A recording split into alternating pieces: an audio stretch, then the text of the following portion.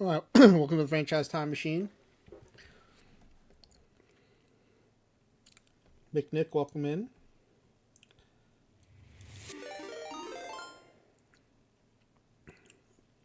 Ezra Denny, thank you for the raid. Welcome in, Raiders.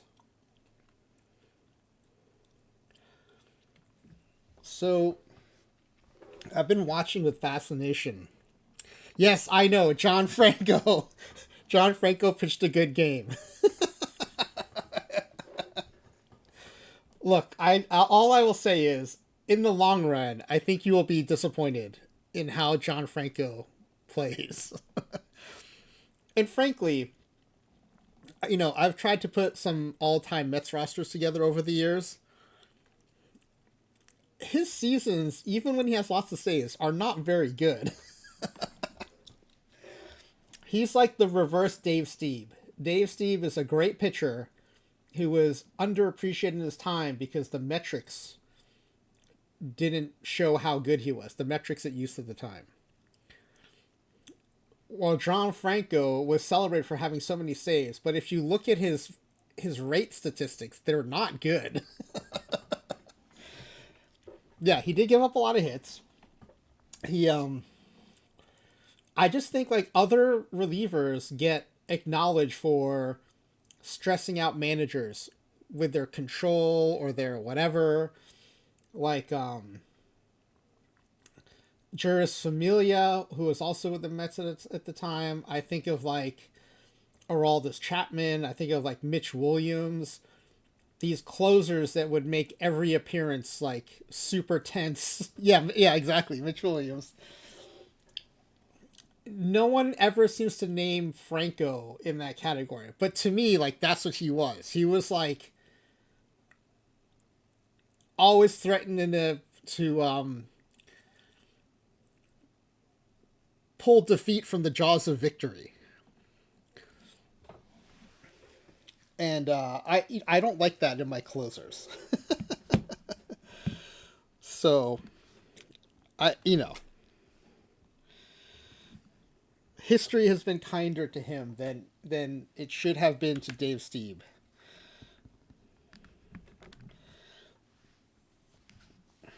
But yes, I was watching with amusement that he did well.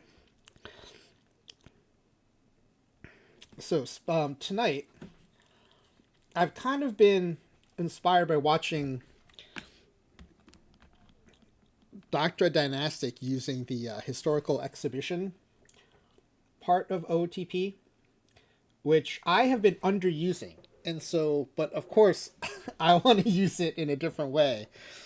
I'm going to create a tournament of the worst teams ever where the losers advance until we get to the worst of the worst. But I don't think we can truly do that until OOTP 27 when we get to 2025 Colorado Rockies. I think I was in the middle of saying that when Ezra rated it. I was saying that I've been watching with fascination the Colorado Rockies. And I said this about Creator Roster too. I think it's interesting to make great legend level players. I think it's more interesting to come up with scrub level players. And so like the low ball aspect of Creator Roster has always been more interesting to me than the other side, which is like trying to make the best players. I was thinking franchise fails, Ezra. Hashtag franchise fails. But yeah, we're on the same page for sure. So I was gonna pull up. So I'm actually pretty bad at keeping up with real life baseball, which is why OOTP appeals to me so much. Okay, Ezra likes franchise fails better. Yeah, they are 8-37 right now, which is a point one. That's amazing. 0.178 win percentage. That is just so bad. All right, 0.178 times 162. That's a 29 win season. Amazing. Okay, so in preparation for that, I thought let's go ahead and just start with kind of two of the worst. Again, I haven't used the historical exhibition much. I think it's a great aspect of the game. I just have, traditionally had more fun creating, editing, and importing players in the base game. So this will be the first time using the exhibition tool. Now, fortunately, I've seen it used a bunch, most recently and most often by Dr. Dynastic. And not that he needs a shout out from me, but let's go ahead and shout out Dr. Dynastic. Also amazing is the Red Rock League is exiting beta soon. So that's exciting. But yeah, Dr. Dynastic, part of the Mount Rushmore of OTP streamers, headed to Gamma mode. Claydog, that's what I put in his stream. I said in his chat, I'll believe it when I see it.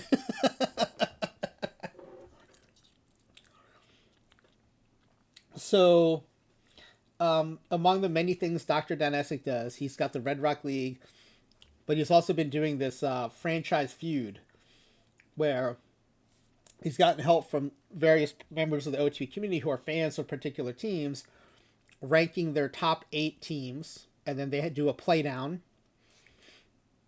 Well, that's what we call it in curling. We call it a playdown. I don't know what it's called. Do they call it playdown in other things too? Like in curling, you play down to see like who your club sends to nationals or whatever. So they've been playing down for each team, and I think all the winners are going in like a bigger tournament. But of course, I'm more interested in the bad teams, so I'm going to do, I guess we're going to call it franchise fails. We're going to take the worst teams, but I thought we'd start tonight, just take the 62 Mets and the 2024 White Sox and see how well it works out. I do think the older teams, and I know this is something that Dr. Dynastic is running into as well, they're going to have a harder time in the modern era with the pitching. If you only have a 4-man rotation, you're going to have a hard time in 2024. So I've been playing lots of perfect drafts and stuff that use different eras, and I thought there are eras that are similar in home runs, but that are more friendly to like a smaller rotation. So I thought that might be a somewhat more fair way to do it. So let's go to Baseball Reference, and for those of you who haven't seen this, it's a super helpful tool when you're doing tournaments in different eras. Let me bring up BREF here. We'll also do a pack giveaway tonight, but I need to create a brand new form for this because it's not going to follow the typical format. So apologies to anyone who has to take off. I won't have the form ready within the first half hour of the stream like we usually do. But the good thing is, once we have it done, it'll be ready for future streams like this. Okay. So this is the year-by-year batting stats. And if you're doing it for tournaments, right, 2010 is modern era for perfect team. And then let's say like 1987 is a year that's in one of the tournaments. And it's an interesting year because the number of home runs just like went crazy that year. It's the year Andre Dawson hit like 49 bombs. I think Jesse Barfield hit 40.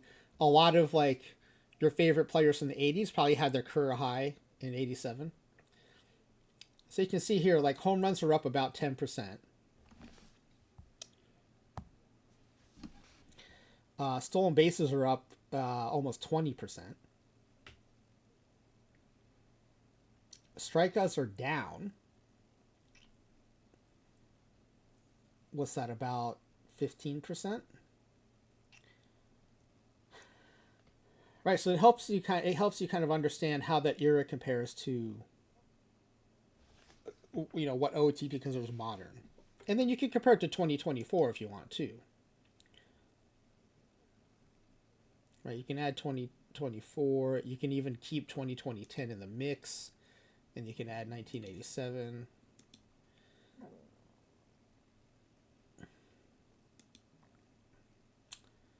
So, oh wait, why did it not add all three now?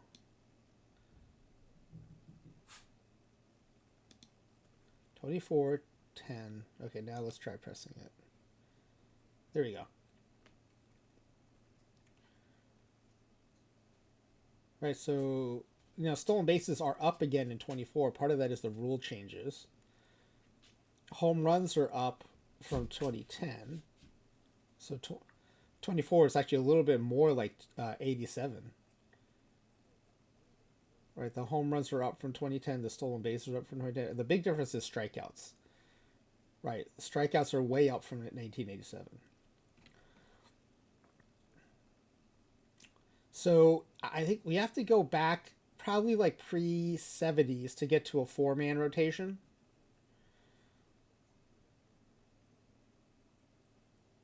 And can I do this by rates?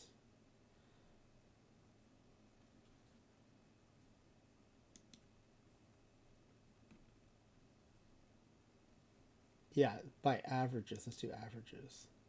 Oh, no, wait.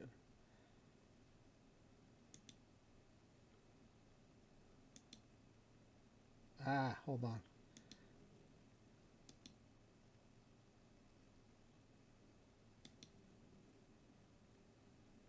I want averages, but I want... Oh, here we go. This is what I want. Okay.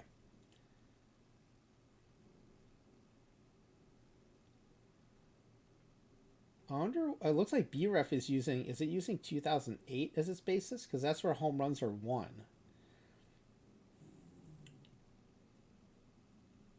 That's interesting. Okay, so anyway...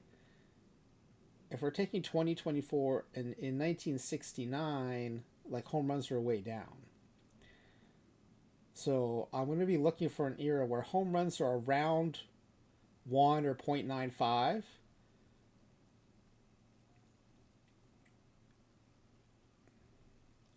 And then, but early enough that a four-man rotation can get you by. I think strikeouts are going to be tough because modern era has so many strikeouts. 8. And 62, it was 5.4. So I think that's going to be tougher to find. But it looks like we're going to have to go... I mean, part of it is like... 62 might have been recent enough where they were running 4.5-man rotations with a 5th swingman starter. Yeah, so they have a 4-man, but even the 4th pitcher is not getting a full complement of starts.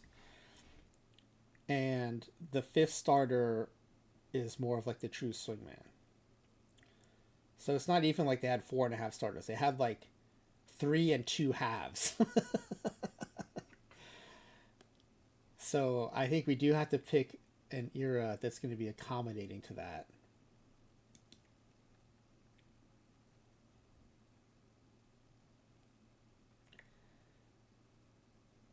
But, it doesn't have... Maybe it does. I want to find, like, so... average starts, right? Because that gives you an idea of, like, how many... If it's, like, 32, 33, then you're in a 5-man rotation. And if you're closer to 40, then you're in a 4-man. And I'm kind of wondering when that split happens.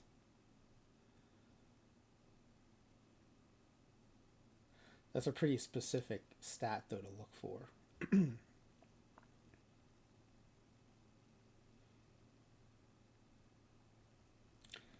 I think we're going to have to look at team stats to find that.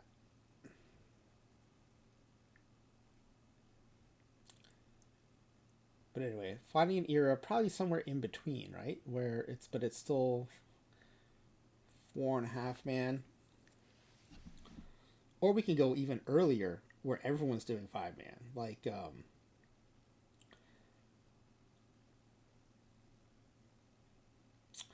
one of the tournaments has like a 55 or 57 run environment. Oh yeah, so 55 is like surprisingly close in home runs, but the strikeouts are way down. Trying to figure out when do teams really start shifting to a 5 man rotation. But then a lot of these years the home runs are way down too, so it kind of like 77 home runs are 0.87, but I don't know what the rotations look like then. Like, what were the Yankees throwing?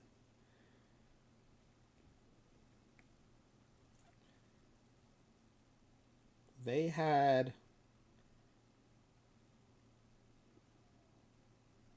kind of a 5 man.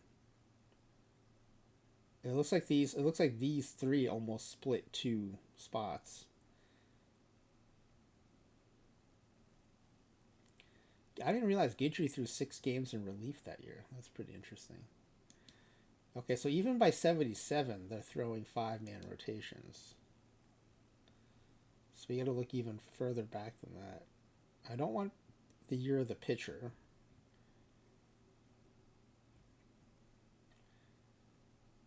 How about 70 is surprisingly high with 0.88 home runs. Again, the strikeouts are way down though. I don't know how I feel about that.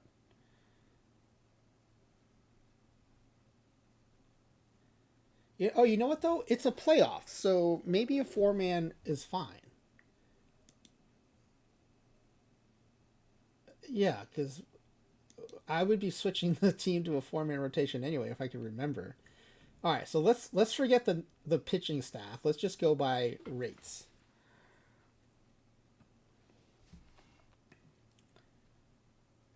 So I think 87 might be a decent one because a home run um, is modernish, but strikeouts are down. That's the problem. The strikeouts are always the problem.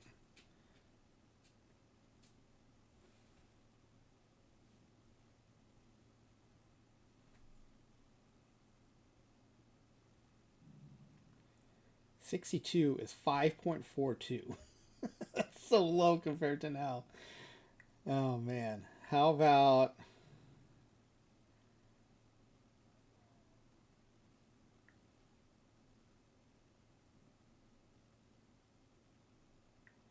man, as recently as anything in the aughts is actually below 7.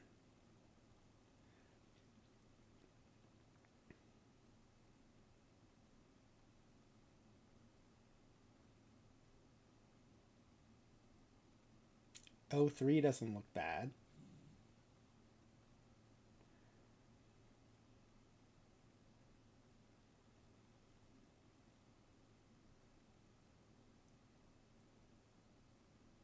Oh, 01 actually has a little bit of a bump up in strikeouts. Home runs are up a little bit too, though.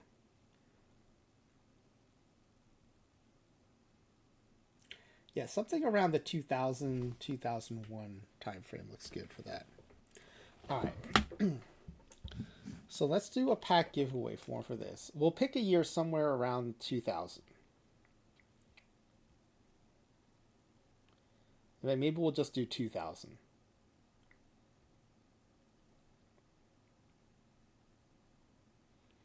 I mean, the oldest team we might pick. Oh no, there's some bad teams even in the teens.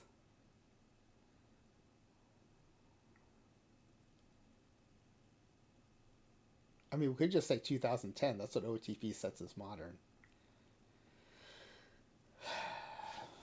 Home runs are a bit down there though. Let's see, 0.95. Strikeouts are around 7.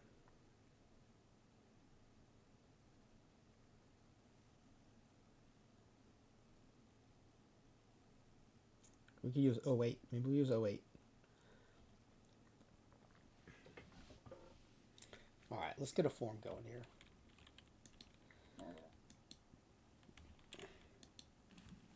Now, this will be completely different from any other form, so I could just use any form. And we'll just use the one from last night, and we'll copy it.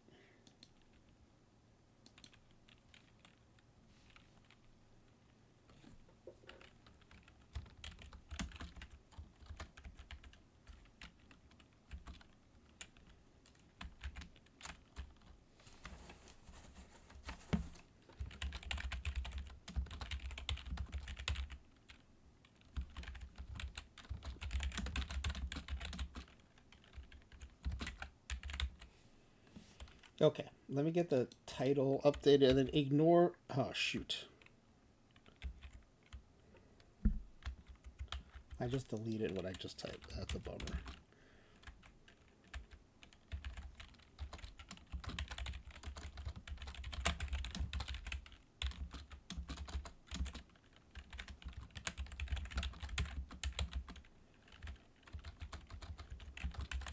Okay.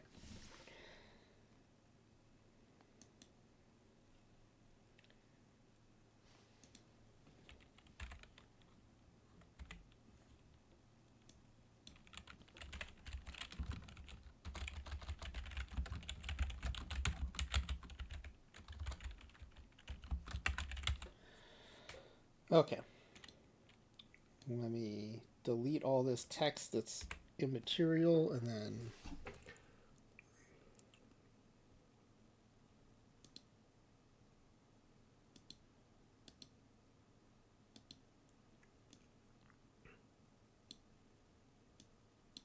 all right.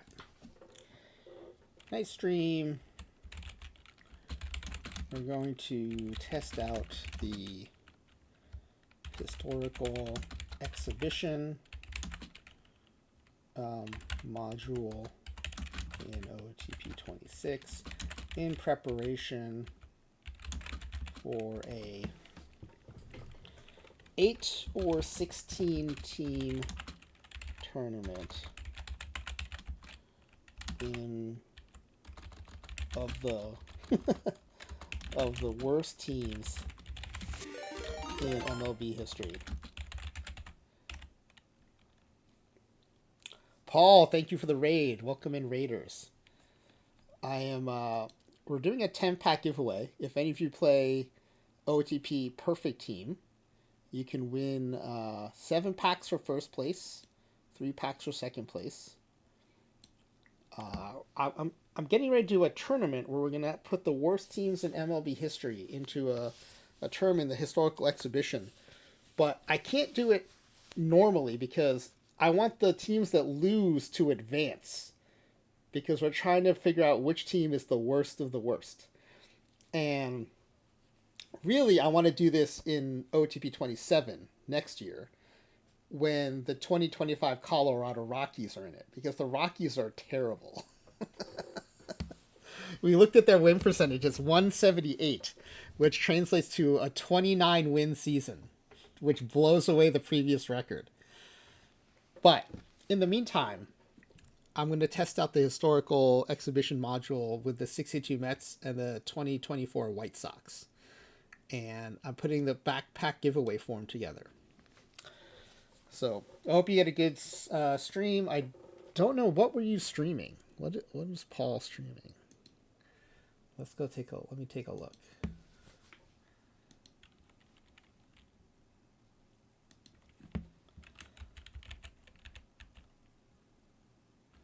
There's only one Paul with multiple W's.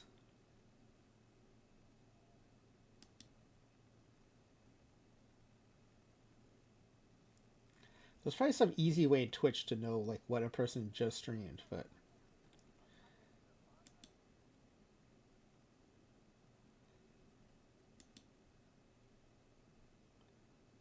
oh, a Cardinals 2030 season.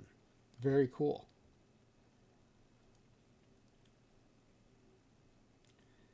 I like when people sim into the future. I don't do that. I always do historical saves.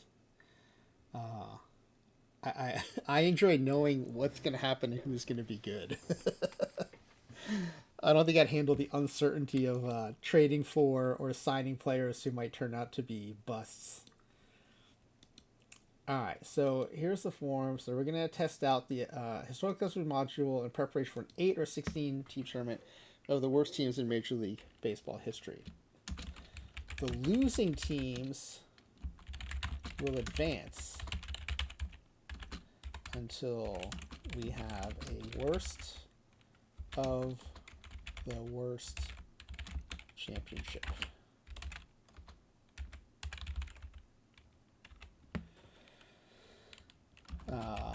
While we wait for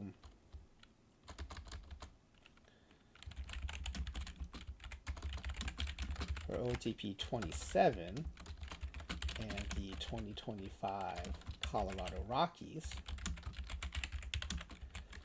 we'll do some test tournaments. Tonight will just be a head-to-head. Let's make it best of. I think best of 9 is an option.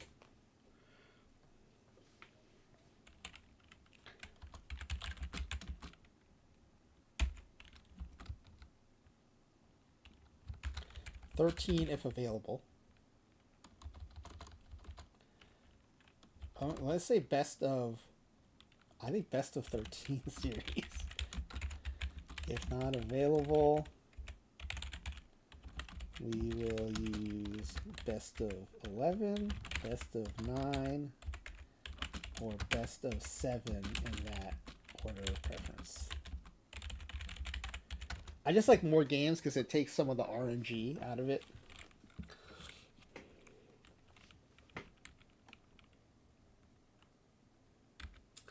As usual, closest answer wins. It's not Price is Right rule, so you can be over on a question and still get that question right.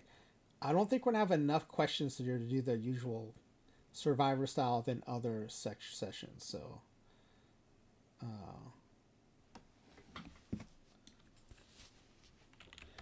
if there is still a tie at the end of the session, we will, the remaining contestants will split the packs evenly. Okay. I don't know what the settings are going to look like, so we'll have to delete this section. Or I'll just put TBD. Okay. To win the packs, you do have to provide your O2 login ID. It is case sensitive, so please be careful about that. It's how you'll get your packs. I don't send them. OOTP developers will put them into your account. That's why this has to be correct. The Twitch username is what will show on stream. So in case, I don't want to dox anyone with their OOTP login ID, so we'll just use our Twitch ID in the stream. And then all these questions have to change because this is a brand new stream type we're doing here. So I probably actually should have started a new form, but the upfront sections were convenient to just copy, so.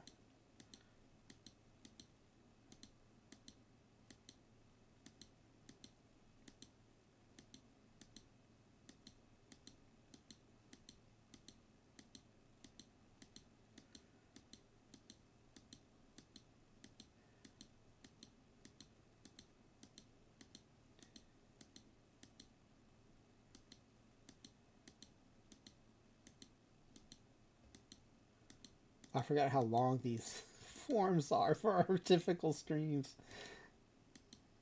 Oh, shoot.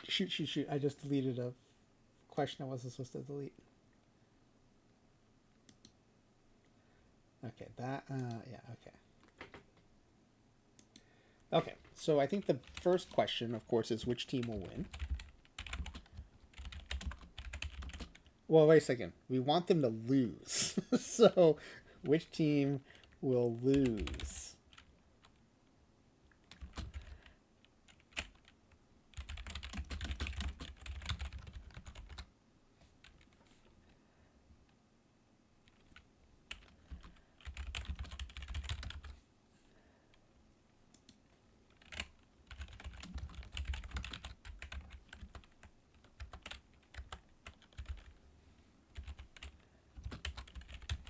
Okay.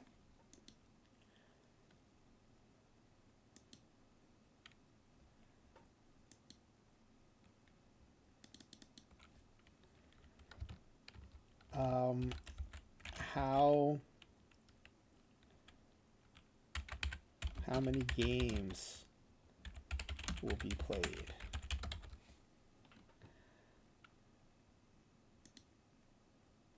That seems like a weird way to word that question. Or how? Also, you don't know yet the series length, right? But you'll know by the time you have to submit this. If you have to go early, I'm sorry, you might be out of luck. Hey, D Block, welcome in. How many games will be played? Let's go with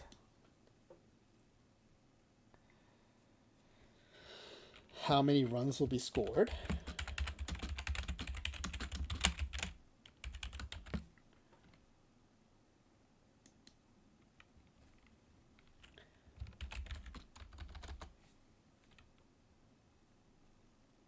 I guess how many total runs will be scored.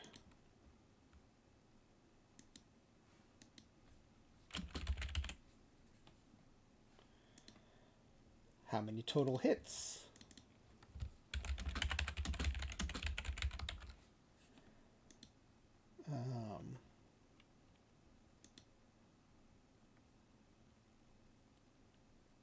Did I just delete a question? I think I did.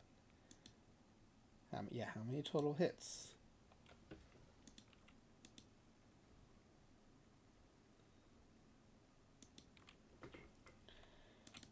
How many total strikeouts? And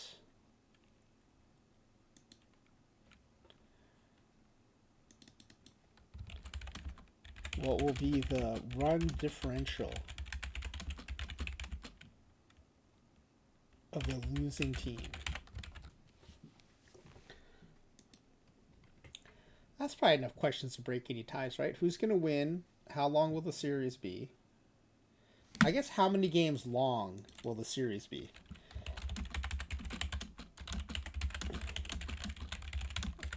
I'm struggling with the wording for that question. That's 2 questions. 3, 4, 5, 6 questions. Is that enough to break any ties? I could ask who's going to be the MVP, but then that would require you to know who the players are.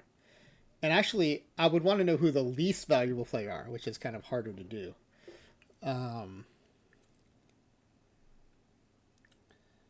Let's see. Runs scored, total hits, total strikeouts, run differential. Oh, let's do total errors.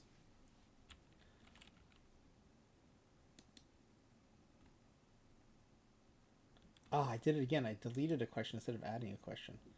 Runs, hits, errors, right? We'll just go by the scoreboard.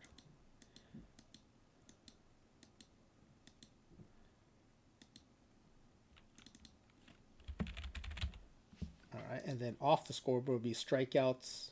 Did I have home runs? Yeah, let's add home runs.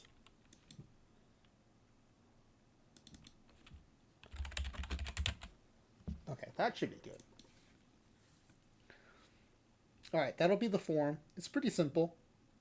I'm just trying to make sure we break any ties.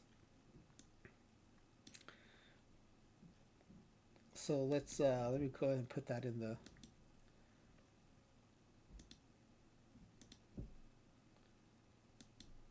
chat. Again, if you have to submit and go, you'll have the disadvantage of not knowing how long the series will be. I'm going to shoot for best of 13, but that might not be an option.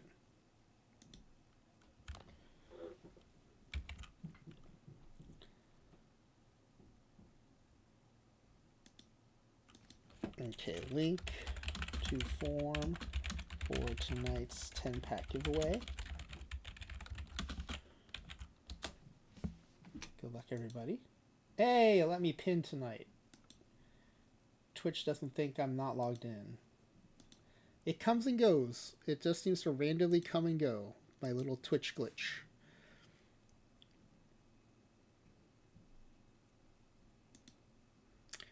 Oh, before we do that, I was gonna, yesterday I showed some of those tournaments I did really well. I won a couple, came in second in another yesterday.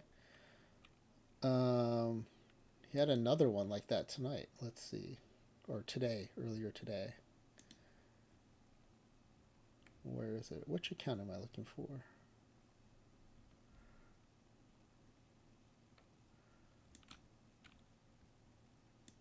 I think it's my Low Diamond Phillips account.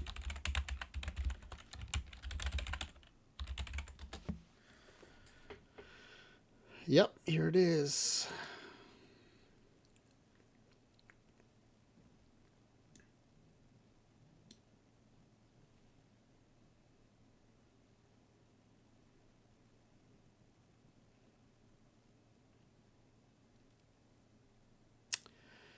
Won daily live breakfast.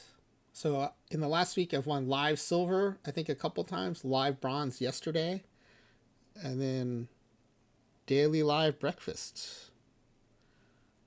And I don't think I've screenshotted this one yet, so let's screenshot these.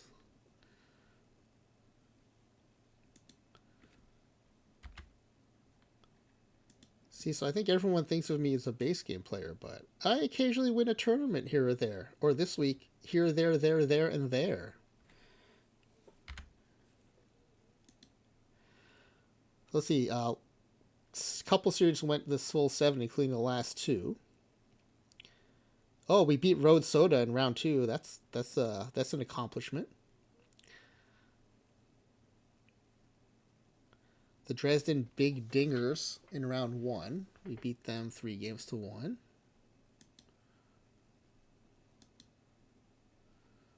Split the first 2, and then we won 3 in a row.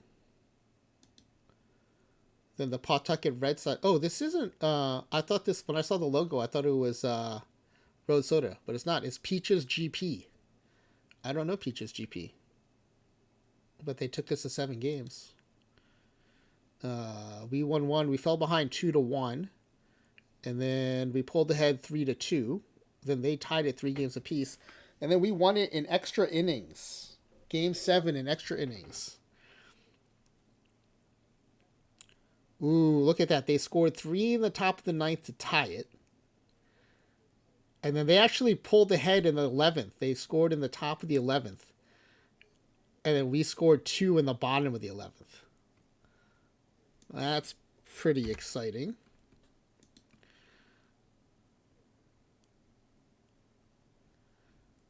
Let's see what happened in the game log. Top of the 11th, bottom of the 11th.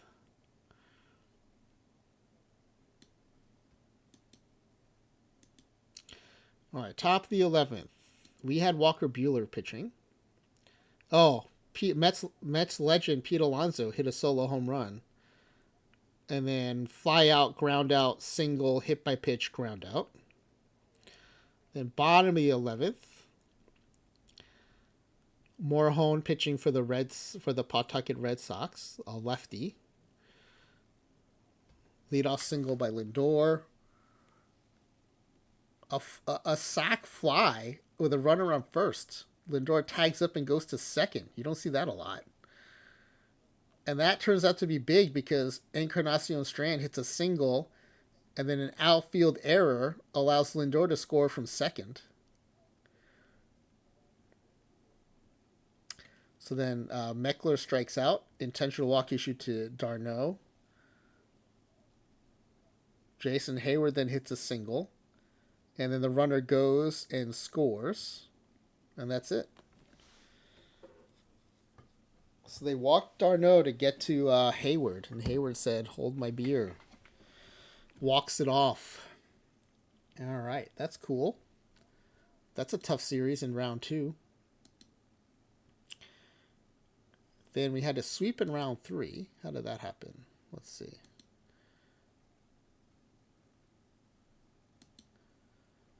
Won the first one 7-3, and then 7-5, 8-5, 12-8. So all the games, none of them were blowouts, but also no one-run games in there. Acetayers, the Jabalia Sunbirds. So then we had a three day rest there, which was probably pretty big at that point in the tournament. Then we played in the semifinal the Las Vegas A's of Hoover 36.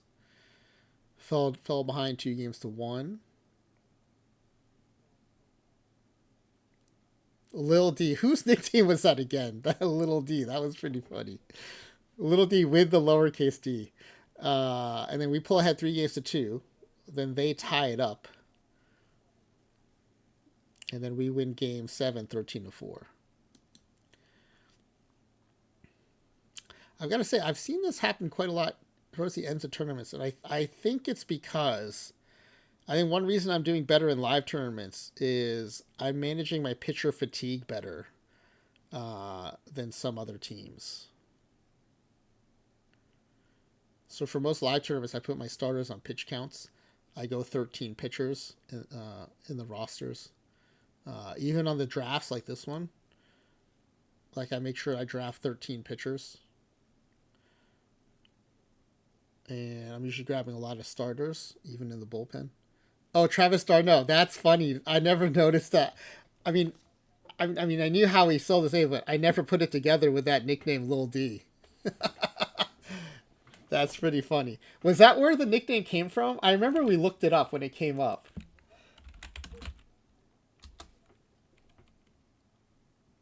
Now I gotta look in Baseball Reference.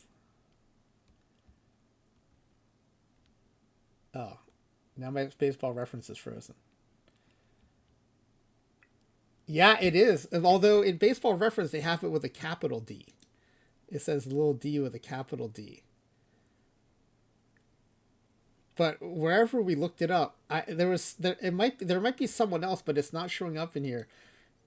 In BREF, I think it showed the little D with a lowercase d, which was extra funny. But Darno's is showing up. It says little d, but the D is capitalized. All right, let's go. Let's go to, and then in the final, we won 2 in a row. Then we lost 2 in a row, so it's tied up. We trade wins. It's 3-3, and yet, again, I think the reason we have these big wins in game sevens is I think it could be from managing the pitcher fatigue a little bit better. Right, like we jumped on their starter. The reason I think that is I started noticing my pitchers were fatigued even after 4 days rest. And so I started putting them on pitch count so that doesn't happen. And I noticed other teams' pitchers are fatigued when they take their turn in the rotation. And so I think that's part of the reason why we're jumping on teams on the game sevens.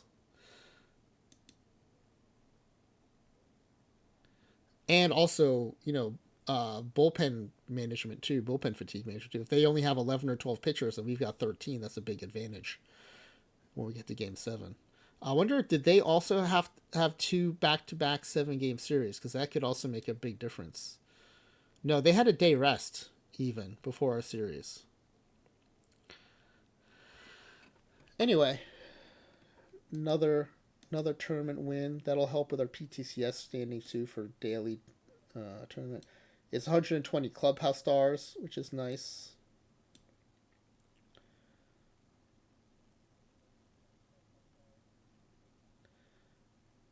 Who is this team we beat for? Oh, look at this. We beat the New Jersey Jackals and then a team using the Mets logo in back-to-back series. All right, so that's that. Just wanted to. Oh, and also the other thing that happened. Let me switch accounts here real quick. I tend to, of all the things I have going on in between real life and OTP, it's my league teams that get neglected.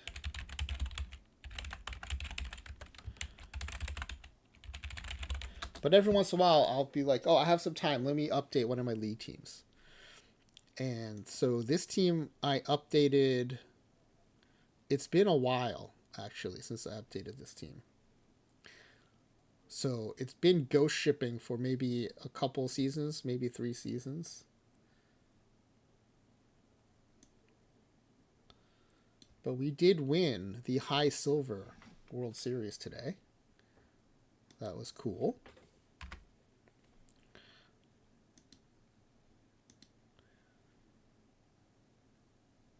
Nope, it's still pinned to the chat. It's still open. You can still submit it. What we don't know yet is how many game series it's going to be. I should probably get to that soon, shouldn't I? So we were. Here's the playoff tree. Should screenshot that. We came out of the wild card. We're actually a division winner in the wild card. So it's not like we're a pure wild card team. So you won 2-1, won the division series 3-1, won the championship series 4-1, and then the World Series 4-2. Well, Rev Junior, you got to prepare for your cruise, right? You're preparing your system for all the adult beverages on the cruise. Here are the standings. We were a division winner, but I think we were the division winner with the fewest wins. And I was so busy today, partly like I was sick for most of the day. And so I had no chance to like update my roster, add new players, micromanage. I think I was still on a 5-man rotation, in fact. And we still managed to win the World Series.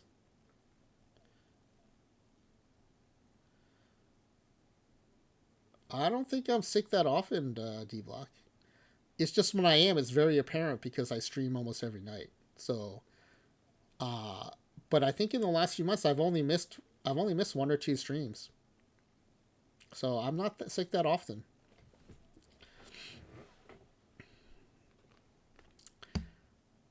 And I'm streaming tonight. So I was sick. I missed this. Well, I think I was probably sick last night. Didn't realize it, but I was feeling a little worn out, and I also had a bunch of work I had to do from Monday. But mostly, our oldest kid was sick, and so I was kind of taking care of her, so my wife wouldn't get sick. Because she has a much less flexible work schedule. She has a more traditional 9 to 5 job.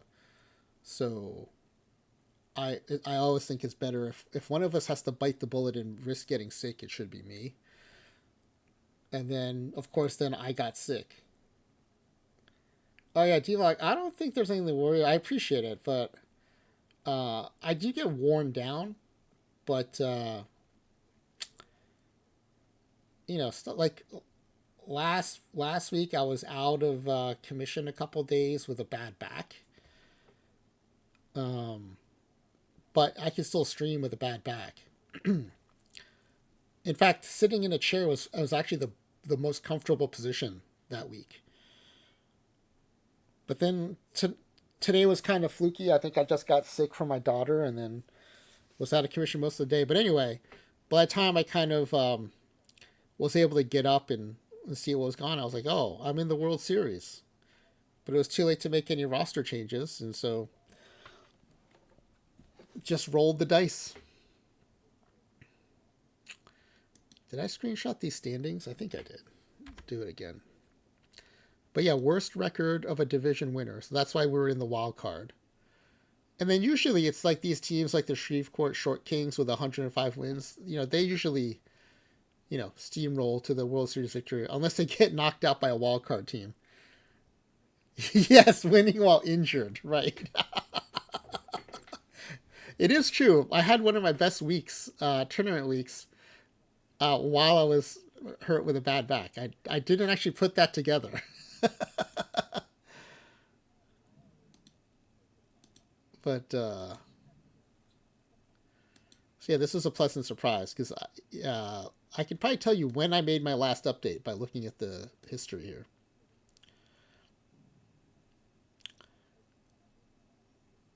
Yeah, so I made a big update. 1, 2, 3,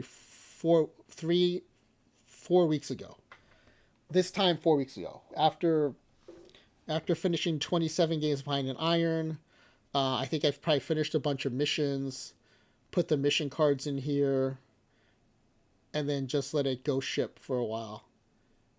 And you can see, right, we won a World Series, and then the win total progressively gets lower. 110, 96, 90. And then I didn't even do anything this week. It just they just happened to win.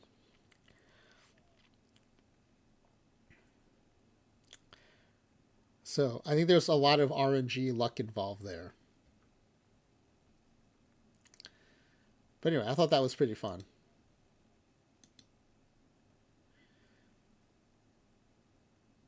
In fact, I think what I did is I looked and I saw, oh, we're 2-2 in the World Series.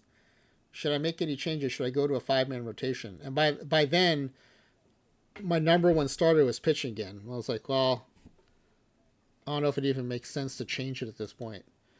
But then I thought, okay, then I can get my number 5 starter into the bullpen. That might help. So I made that one change, and then I went back to bed.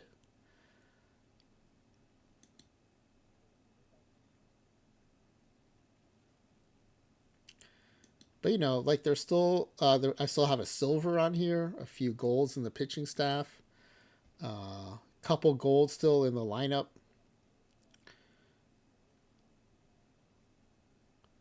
So could probably stand, and any of the silvers or diamonds I have are probably mostly mission cards.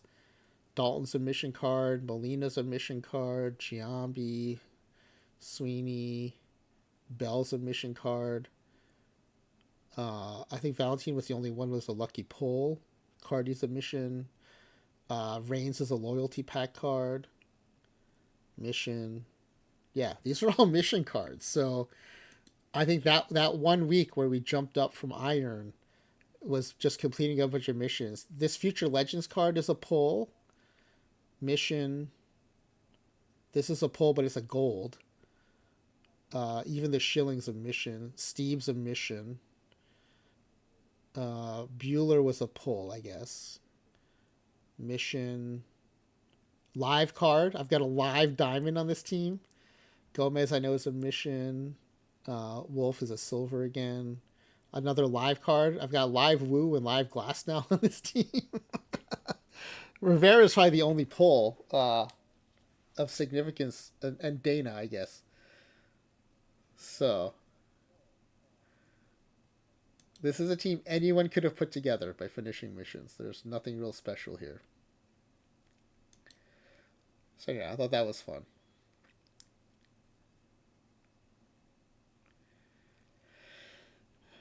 All right, so let's go set this up. New game, historical exhibition.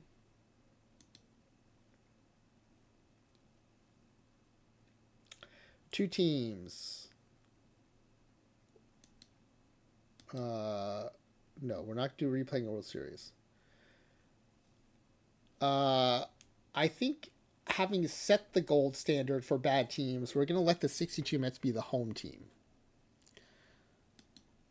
So the away team will be the White Sox.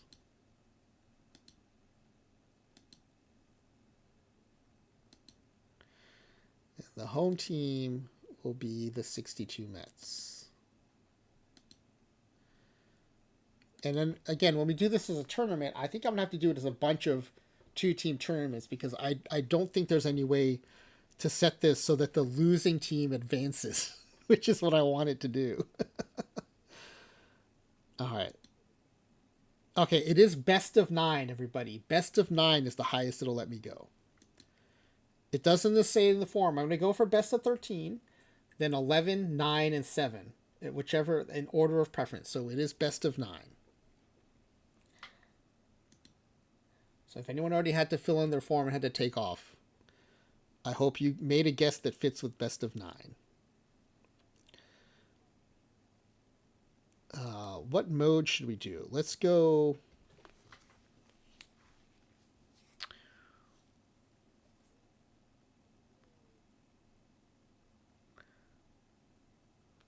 No off days.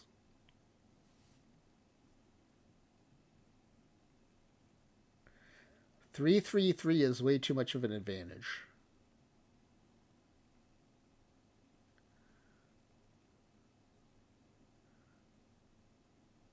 2-3-3-1 is interesting, but it gives the away team.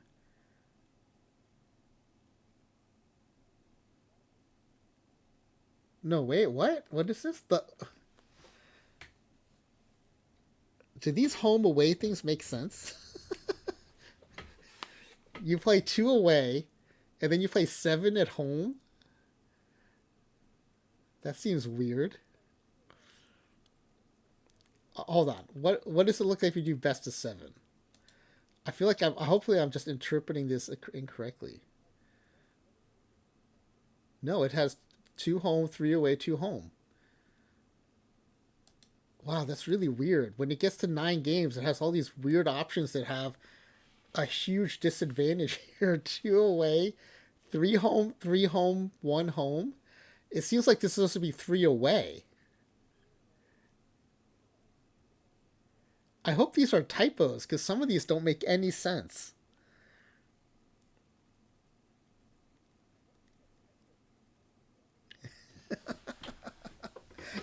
What? I mean, the 4 home, 4 away, 1 home makes sense from like a parity perspective, but like, why 4 away, 4 home, 1 home? This one makes the least sense. That means one team gets 7 home games. I'm really confused by this. It feels like it's a typo. It should be 2 away, 3 home, 3 away, 1 home. Then that would make sense. Okay, I'm screenshotting this. I hope this isn't the actual setup. It just seems like a typo.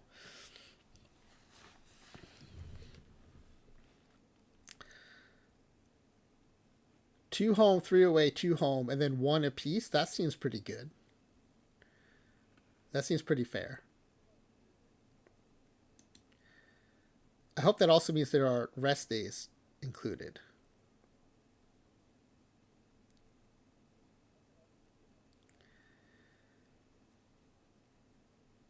Yeah, no off days is diabolical. No way. We can't do that. It's not fair to the 62 team. Because they probably only have 4.5 starters. Alright, we'll give both teams a DH.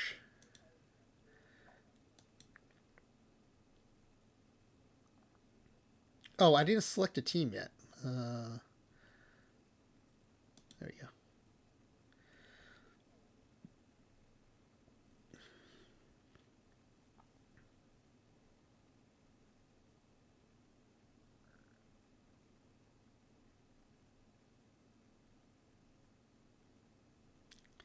You typed the description exactly for... Oh, you did, didn't you? That's funny. I knew that it said haha, but I didn't realize you had typed it exactly. That's great. We will do a 26-man roster because we're doing a DH. We'll do World Series roster if available. Modern era is fine. We'll do injuries disabled.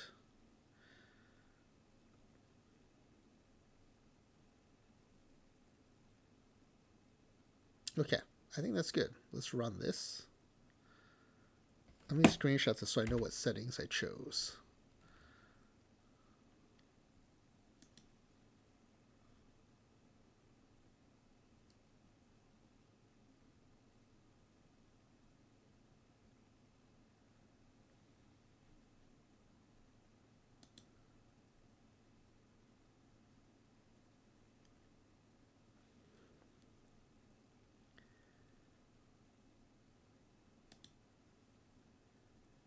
Okay, so let's browse through the rosters here.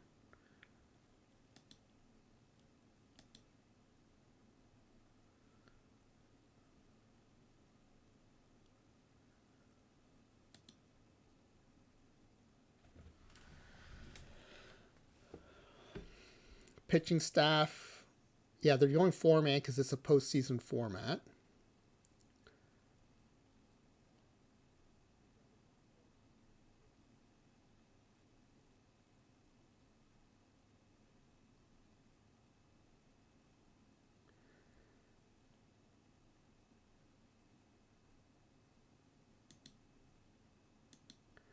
Oh, interesting. I can't open up any players in here because I wanted to see these pitchers' real life stats. It's not letting me do that. That's interesting.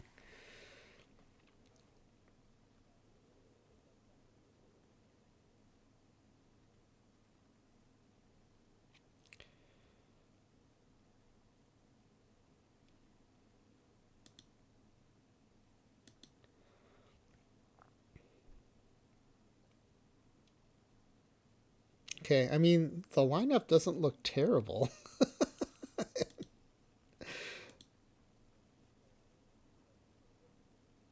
Oh, I'm so dumb. Hold on. Let me go back. I set this up as I put World Series roster. These teams are so bad. I should have done end of season roster.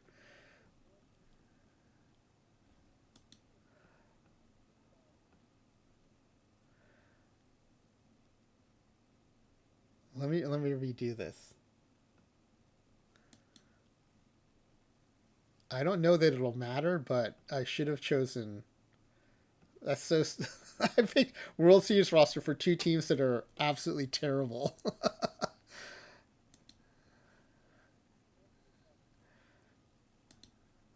All right. The good thing is this setup is fast, so we can zip through this.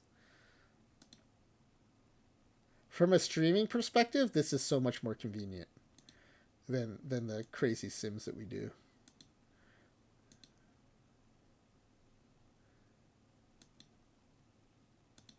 Okay, 9 games.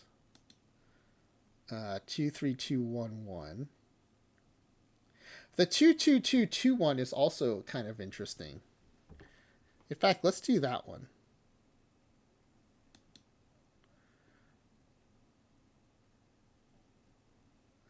DHs are on.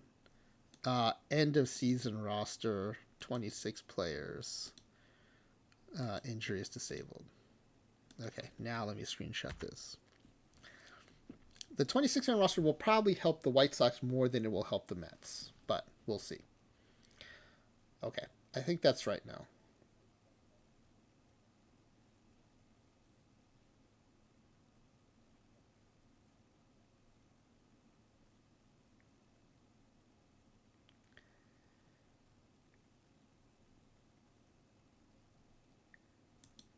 All right, now let's create this exhibition.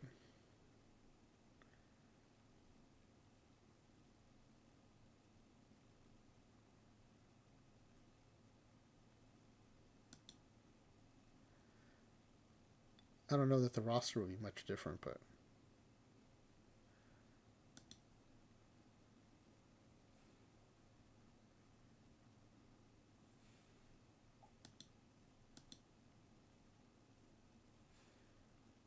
I mean, again, from like a live tournament, live draft perspective, this isn't a terrible roster. It's not good, but it's not terrible. I grab Sean Burke all the time. He's a 44, I believe, who plays much better than that. Crochet is a perfect.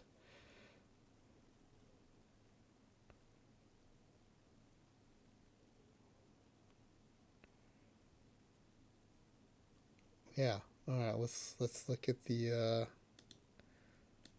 Mets lineups.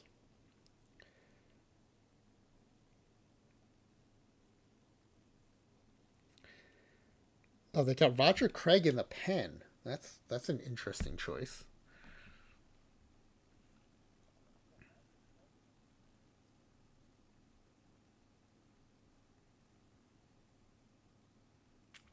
I think I would have put him in the starting rotation ahead of Moorhead.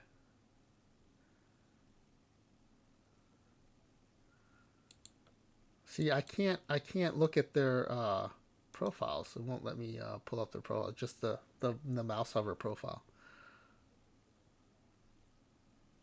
But it looks like Moorhead actually has better movement than Craig. So, but I don't know the breakdown between home run suppression and PBABIP.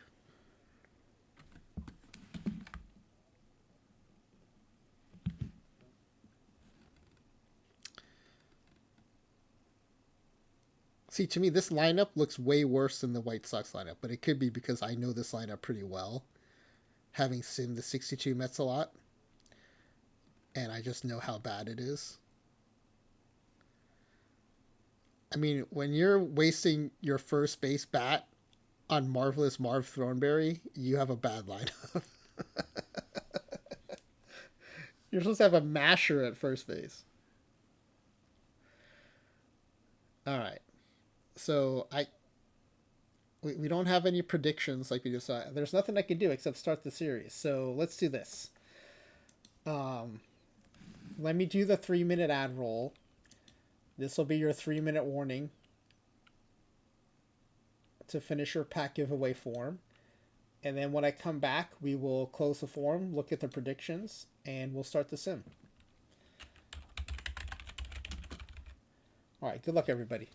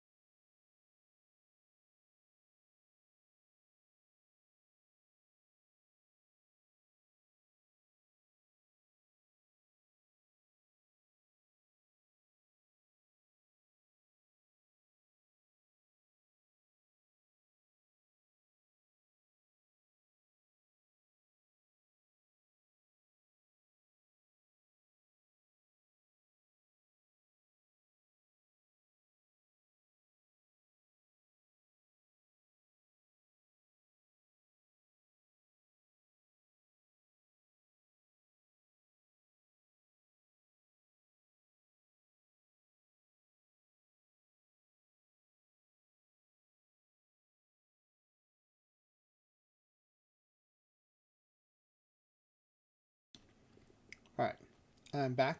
Looks like the ad roll is over.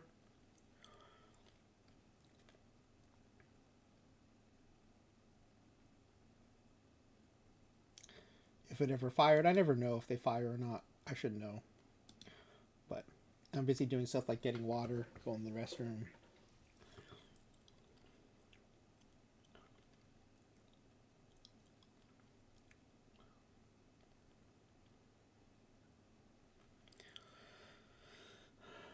All right, well, it's mostly numerical guesses today. And we usually just look at the non-numerical guesses before the sim. So I guess we'll have one pie chart to look at, which is which team will lose this series. But before I put up there, I'm going to close the form. Is anyone else about to hit submit on their form? I don't want to shut anyone out here at the last second.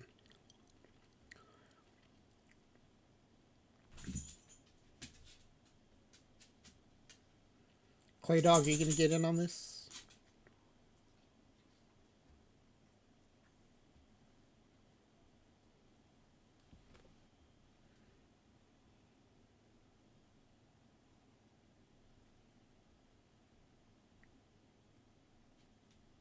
Clay Dog's good. Busy playing another game. All right, no problem.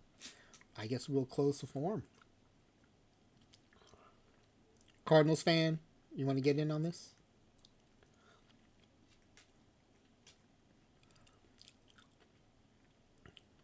Better odds for everybody else?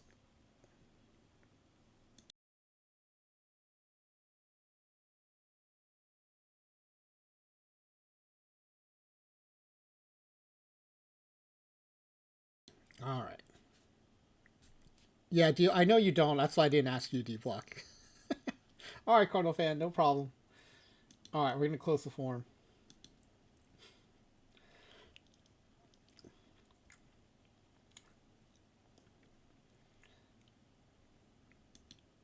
All right, form is closed. There are 4 of you in the running tonight for those 10 packs.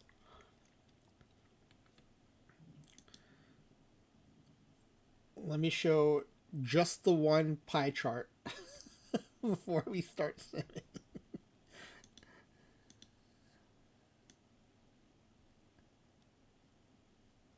All right, here we go. Again, the question is, who is going to lose the series? And 3/4 of you think the White Sox are going to lose the series.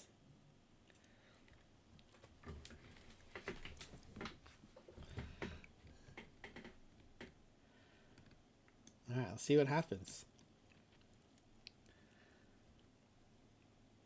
Let's play ball.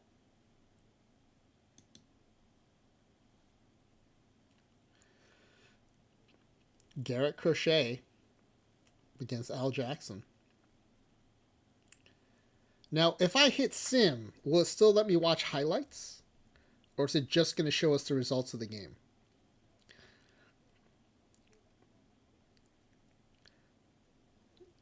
Let's find out. Nope, it just showed us the results. Holy cow, the Mets won 12-0.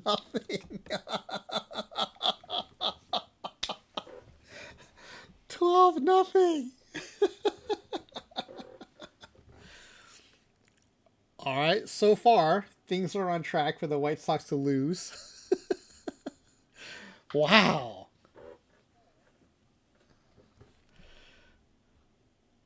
Can we see...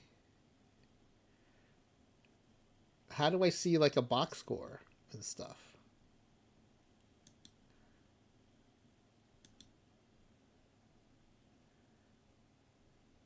Do I have to finish today to see the box score? Or can I click on here? Oh, there it is. There's the box score. 22 hits. 22 hits by the 62 Mets. Crochet, did Crochet get rocked or was it the bullpen?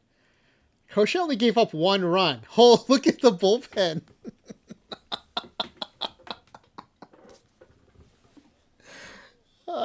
I mean, Crochet still would have gotten the loss because Al Jackson threw a 6-hit shutout.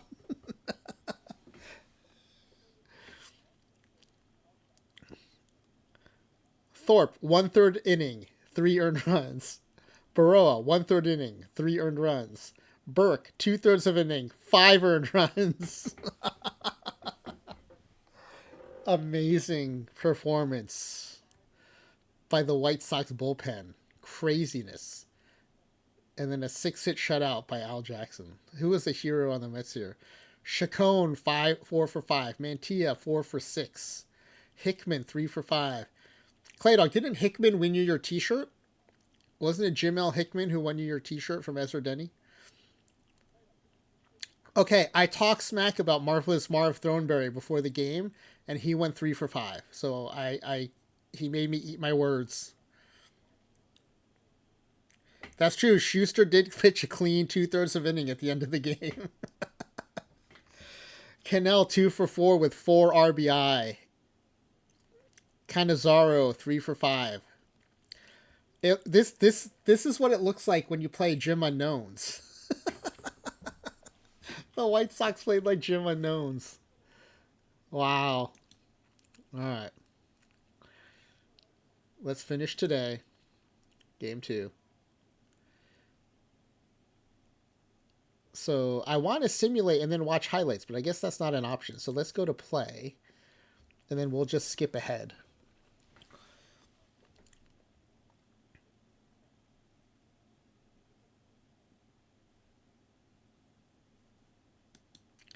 It was him? Okay, but the T-shirt doesn't exist.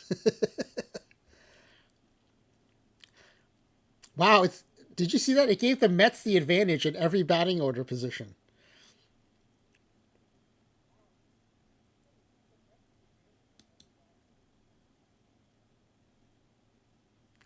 Okay, 1 hit, scoreless inning by the White Sox.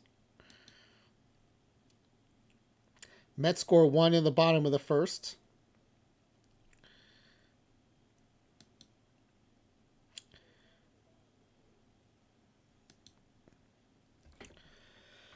Wild pitch. Runner advances to third.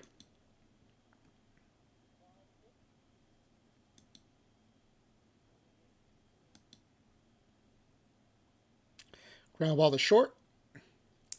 That retires the side, even though he was off the bag at first base. I'm just going to sim until runners are in scoring position. And that didn't take long. Second and third for Canizaro. 2 outs. Goes down swinging. Bottom of the third.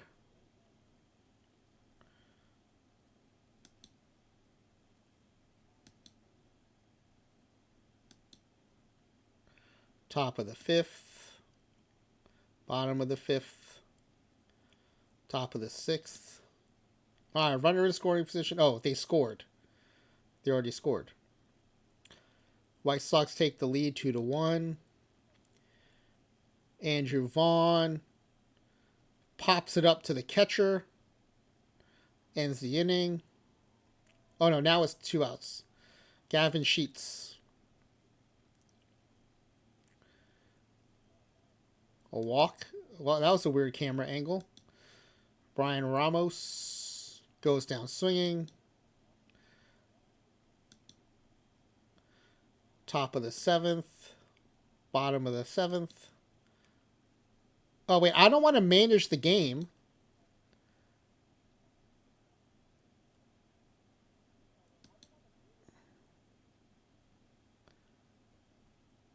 All right, let's just quick play the game. I didn't realize it was going to make me manage the game. Yeah, finish simulating the game, please. All right, that might have been my fault because I left the starter in too long. No, he was up at the ninth, though, so that's fine. I didn't... yeah, that had already happened in the 6th, so I don't feel responsible for that run. Okay, so the White Sox win that one 3-1. So it's a series tied at 1. You know what? If it goes like this, if the White Sox win, they might finish with a negative run differential.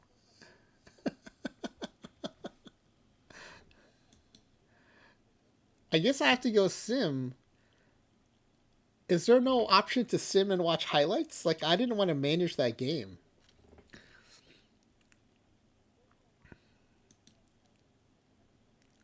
Okay, this is a travel day.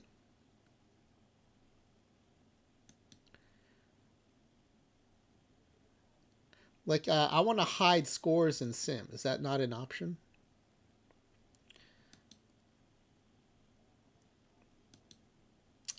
You know what? Dr. Dynastic I helped him with some stuff in his stream about the modifiers. And then he messaged me on Discord, thank you for that, and asking me another question, which I haven't answered yet because I actually don't know the answer to it. But in my response, I can now ask him, "Hey, when you do the historical exhibitions, is there a way to simulate and then watch highlights?" Because when he does this his streams of his franchise feud, I don't think he's managing the game, right? He's just I feel like he's watching highlights. And I don't want to manage the game. I want the AI to manage the game. All right, let's simulate the game then. I don't know how else to do it. All right, the Mets win 6-2. So they're trading wins here.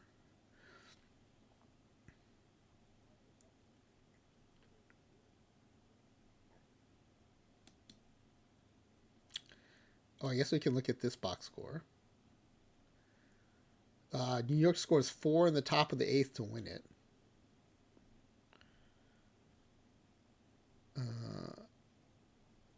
Schuster blew it. No innings, 3 earned runs. What do you think about that, Stros? What do you think about Braves legend Jared Schuster now? 10 pitches, 3 earned runs. No outs recorded. I got to see what happened in that inning. That would have been the. I got to see what happened there. What happened in the top of the 8th inning?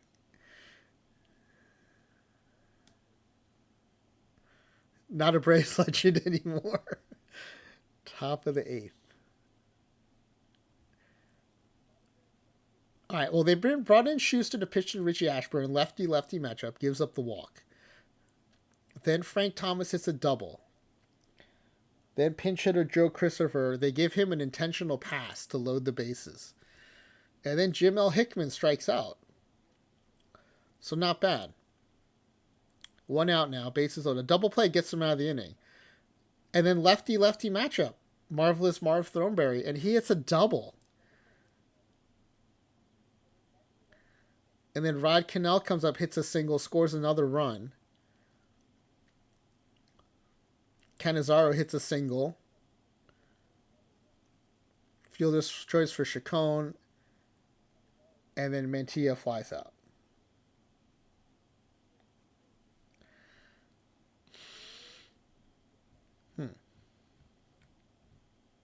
Now, how do I get back to the box score? Do I just hit box score?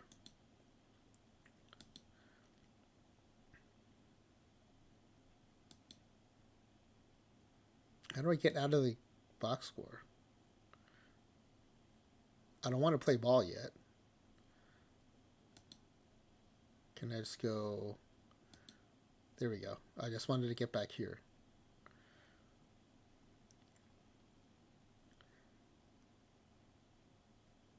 No, wait. But it says he had no one out though. When did they take him out?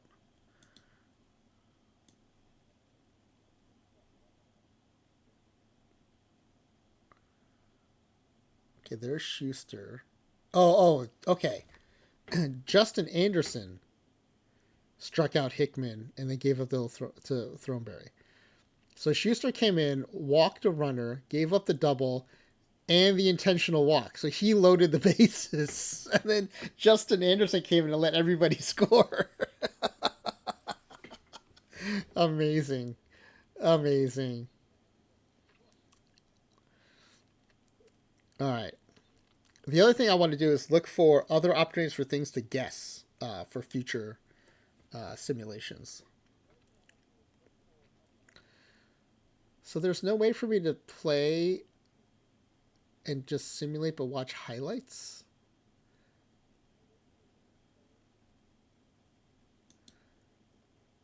Because there's game log and box score, but there's no highlights option here.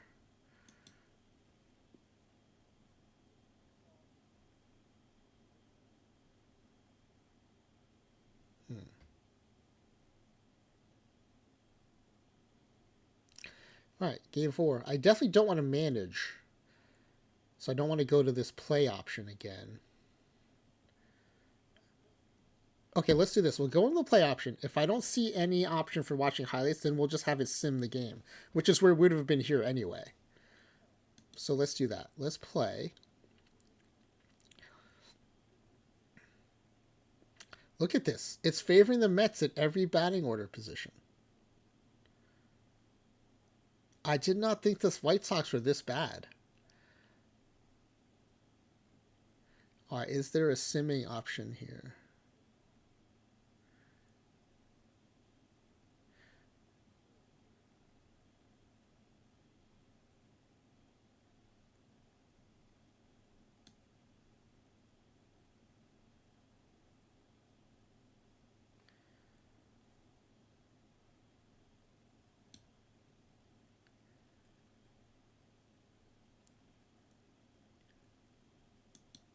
Oh yeah, look, I can set all this to AI.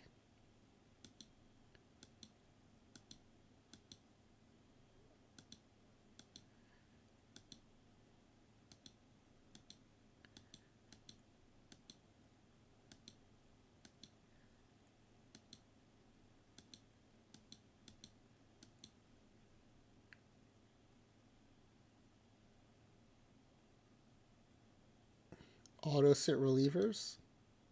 I guess so. Okay, so now the AI should be doing everything.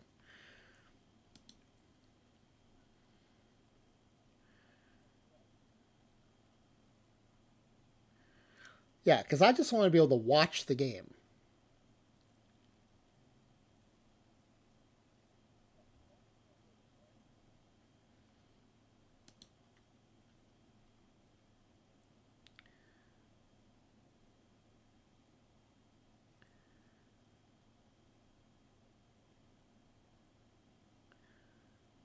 All right, Chacon walks. Brings up Mantilla. He squares to bunt, but missed. Such a typical Mets thing to do. Not even be able to bunt. Pops it up to first. For the out. Mets legend, original Met Richie Ashburn. I guess these are all original Mets. Flies out to left. And I forgot that we have a Frank Thomas too. The White Sox had a Frank Thomas. The Mets had a Frank Thomas. All right, bottom of the first, full count. Leadoff walk. Always a good way to start an inning. Lennon Sosa goes down looking. Benintendi. Runner's going. Throw is not in time. Stolen base. Goes down swinging. Couldn't check his swing. And that brings up Andrew Vaughn with 2 outs. Ground ball to short. Over to first in time.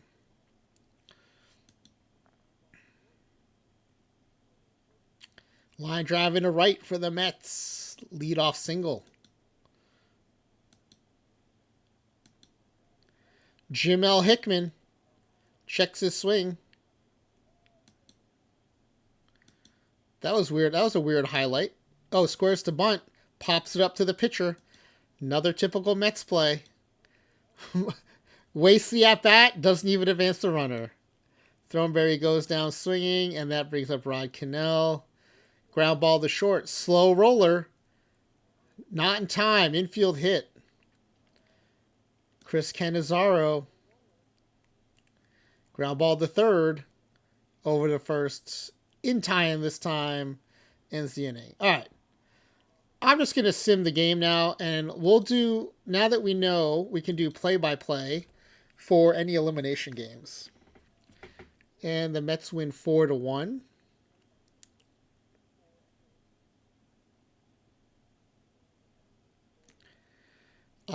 The White Sox, I think, have been kind of sucking on offense. Let's see.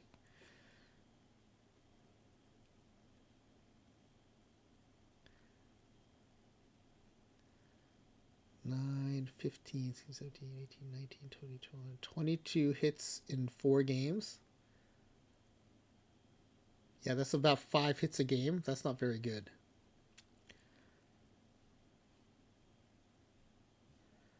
All right, the Mets are up 3 games to 1. Got a travel day. It's Crochet and Jackson again.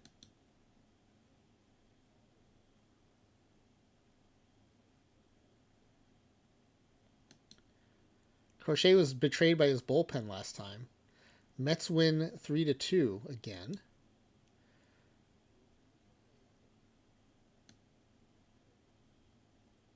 This time Crochet gave up all the runs. 3 earned and 5. Al Jackson, another good performance. 6 2/3, 1.15 ERA. Man, y'all were right. These 24 White Sox are pretty bad.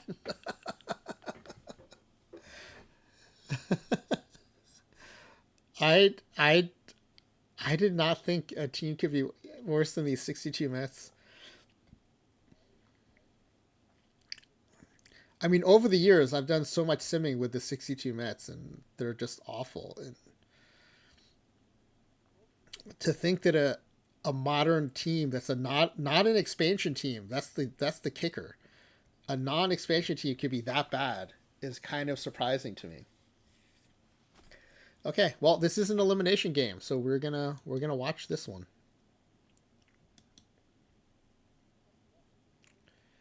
I mean, I guess this should have told me everything, that it's favoring the Mets in every spot in the lineup. It's kind of surprising. All right.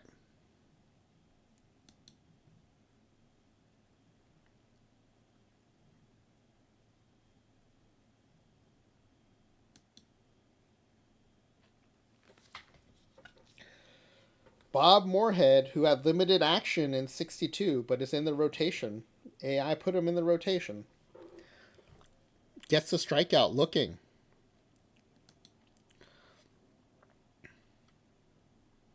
Ground ball to short. Fielded cleanly over to first. And Chacon get the assist. Puts away out number 2. Benintendi. A little blooper over the shortstop into center field for the base hit. 2-out single for Andrew Vaughn.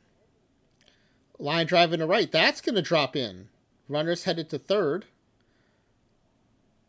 Not in time.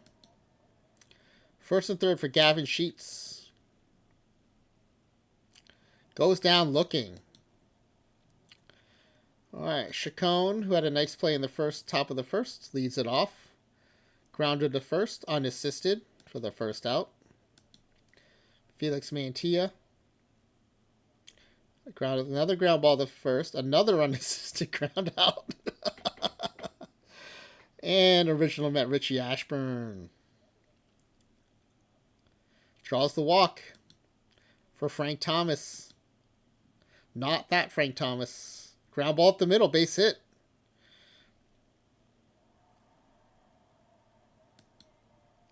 Second and third for Gene Wooding. Pops him up. Third baseman under it.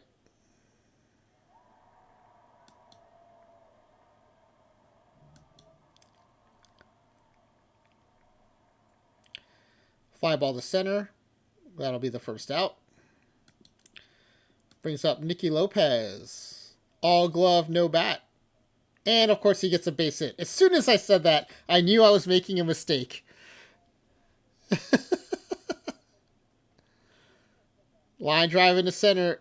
Over Ashburn's head. That'll be extra bases.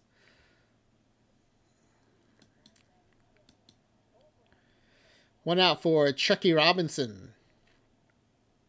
Gets some swing. That's a huge out with runners on second and third. 2 outs now. Any out could end the threat. And what a balk. The go-ahead run scores on a balk. Wow, that is so Mets. And a ground ball up the middle. That'll score another.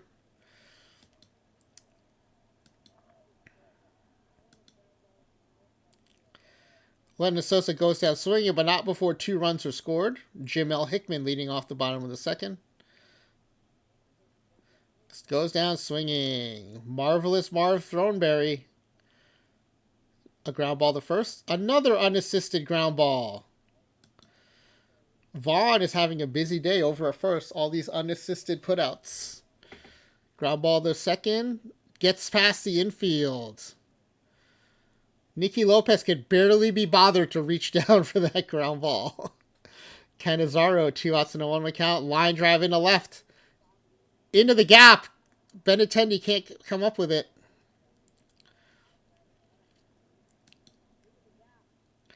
That scores 1. Canizaro on second for Elio Chacon. And he goes down looking. Of course he does.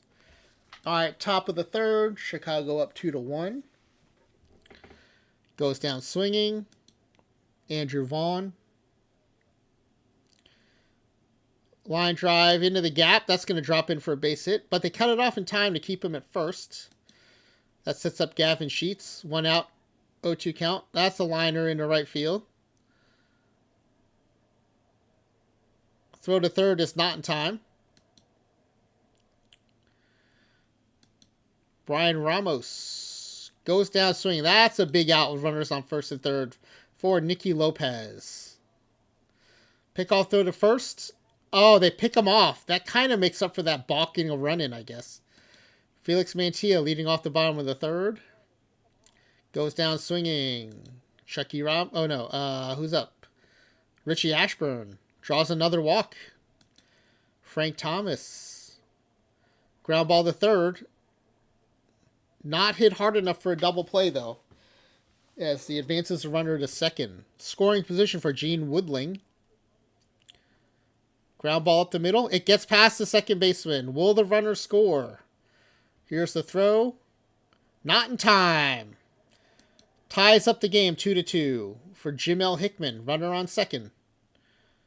Ground ball up the middle. Another base hit with runners in scoring position.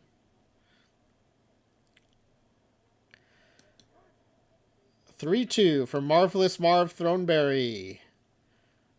Check swing. Calls him out.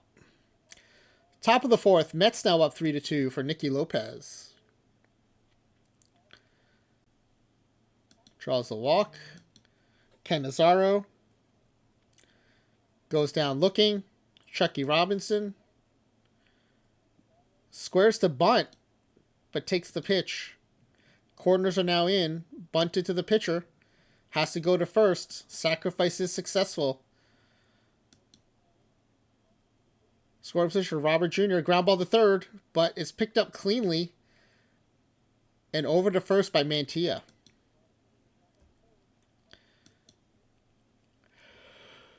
Cannell leads off the bottom of the fourth, strikes out.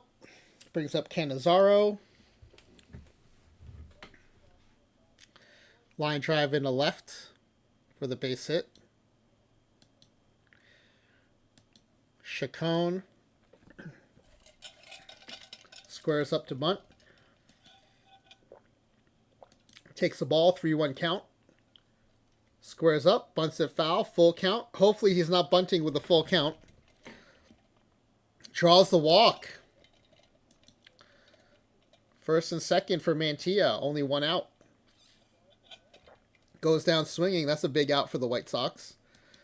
And Richie Ashburn could end it here if they get him out. Ground ball to short. Runners were going, so they have to go to first, and he drops the ball. I think that was a direct result of the hit and run being on, because they could not go to any other base. They had to go to first, and that's where the error happened. Prelander Baroa comes in to face Frank Thomas in the bottom of the fourth. We've already chased the starter. And he goes down swinging with the bases loaded. Of course he does. What a Mets thing to do. Lennon Sosa. Roger Craig is in from the bullpen. Benintendi. Fly ball into the gap, but the left fielder's under it. And Frank Thomas, who cannot really field, manages to get that out. Actually, they have his fielding ratings very good. They have him as a 65. Wow. I'm surprised. I may have to revisit my Frank Thomas history. I guess he's a better fielder than I thought.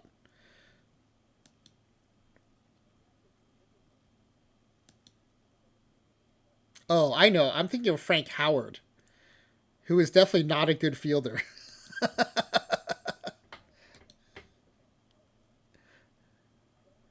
Goes down looking for out number 2, and Rod Cannell comes up with Hickman on first.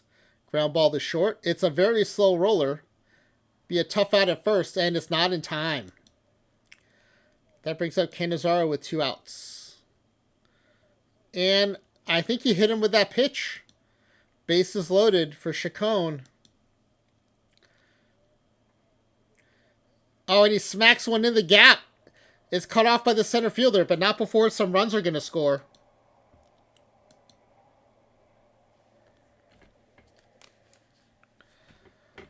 (6-2) now, as Felix Mantilla comes to bat. Goes down swinging, ends the inning. But the damage is done. Mets take a 4-run lead heading into the top of the 6th. Gavin Sheets. Fly ball to deep right field. I think that's going to be gone. It's got the distance. It's out of here. Cuts the lead to 3. Brian Ramos up. Full count. Goes down looking. Nicky Lopez. 0-1 count. Slow roller in front of the plate. And not in time. It's an infield single. That brings up Amaya. Runner on first. 2-1 count. Fly ball to right. That's going to hang up enough for the out. And it'll be 2 outs for Chucky Robinson. 2-0 count. Ground ball to third. Fielded cleanly over to first. And that ends the inning. The White Sox get back 1 run. Cut the lead to 3. As the Mets come up in the bottom of the 6th. Richie Ashburn leading things off with a 2-2 count. Goes down looking. Frank Thomas against the lefty. And he hits one in the left that's going to drop in for a base hit. 1-out single for Frank Thomas. Brings up Gene Woodling. Lefty-lefty matchup favors the White Sox. And he goes down on the check swing.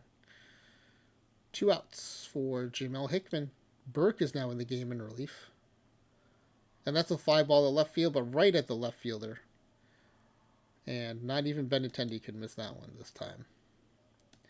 All right, top of the 7th. Craig's still in the game in relief.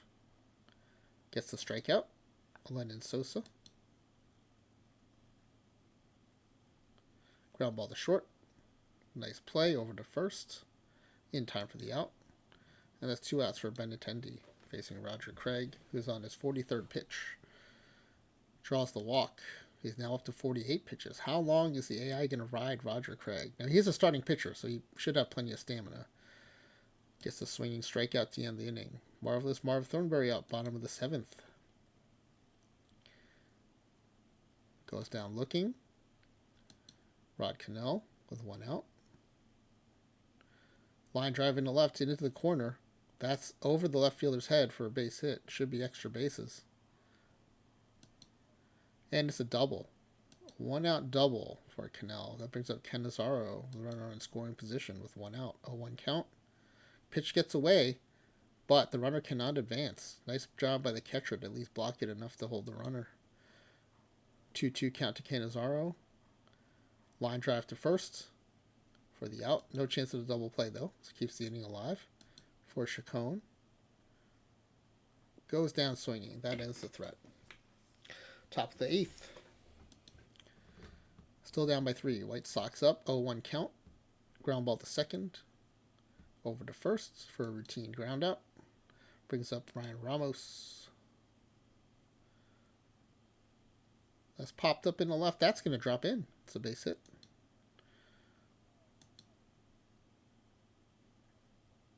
Ground ball to first. Another run assisted.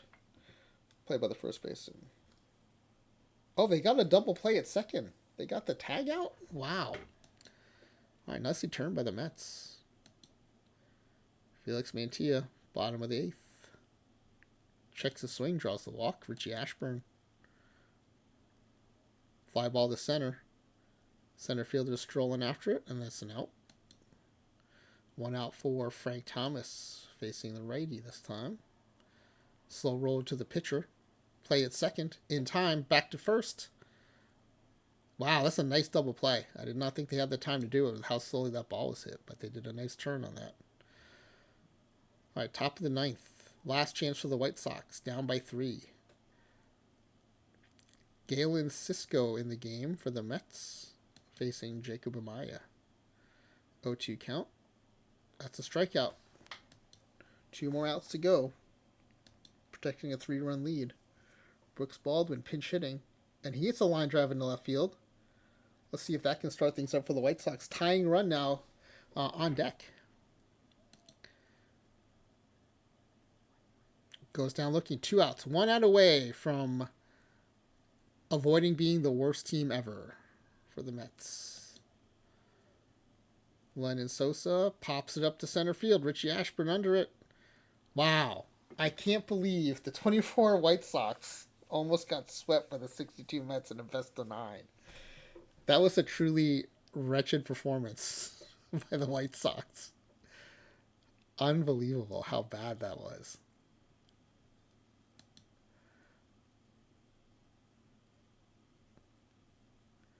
Let's see, that's 19, 29, 35, 39. Okay, that's actually not too bad. 40 hits in 6 games. That's not terrible. They picked it up from the first 3 or 4 games, but yikes, that was pretty bad. All right. We can give away some packs at least, I think.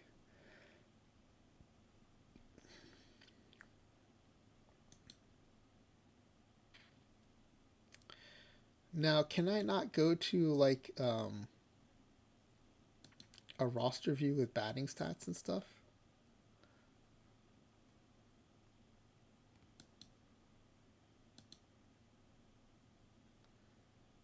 Alright, so I'm gonna have to keep it on this screen then, I think, to do the pack giveaway form. Alright. Well, the 3/4 of you who guessed the White Sox would lose the series, you were correct. I would have been wrong. I definitely would have thought the Mets would lose the series. But I have a lot of bias from having played them too many times. The thing about the 62 Mets too is throughout the 60s they were just an awful team, regularly losing 100 games.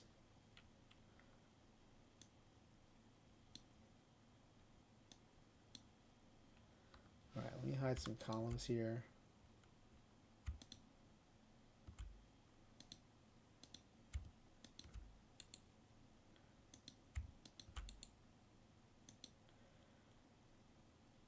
All right, let's give away some packs. Good luck, everybody. Again, there are only 4 of you, so your odds are pretty good if you guessed that the White Sox were going to lose. Which Strohs, Late to Hate, and Reb Jr. all did. Sorry, Kynan. I would have been with you, guessing the Mets would lose that series. How many games long will the series be? It only took 6 games. So Reb Jr. has already won first place.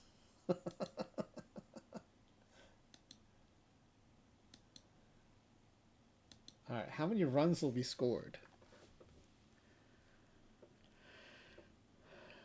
Let's see. 12-0. 3-1, so that's 16. Another 8 is 24. Another 5 is 29. 5 is 34. 9 is 43. So it's 43.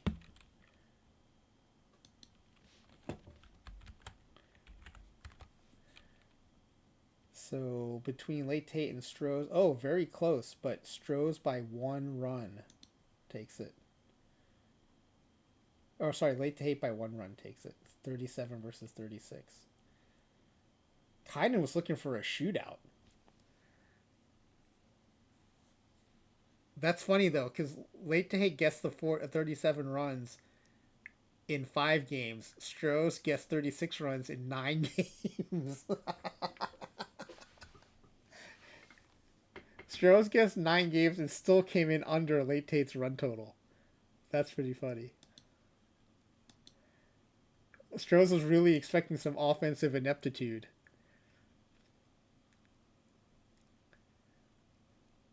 Let's see how many total hits.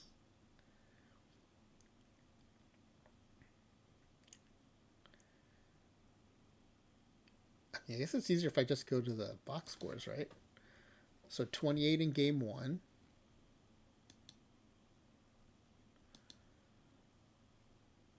$11 in game 2, so 39.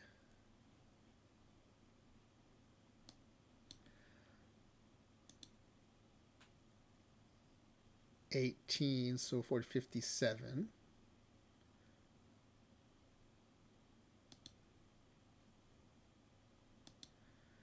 $57 and 13 is 70.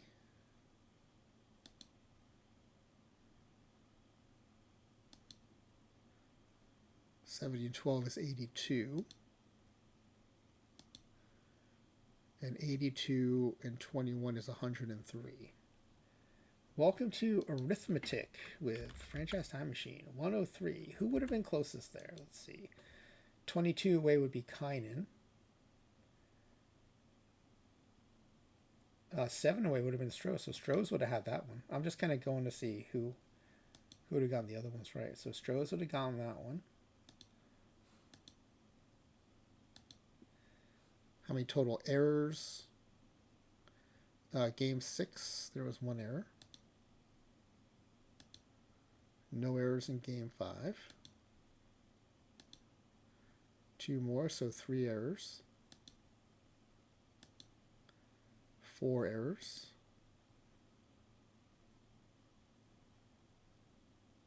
Wait. Yeah, that was the 4th error. Still 4 errors. 5 errors.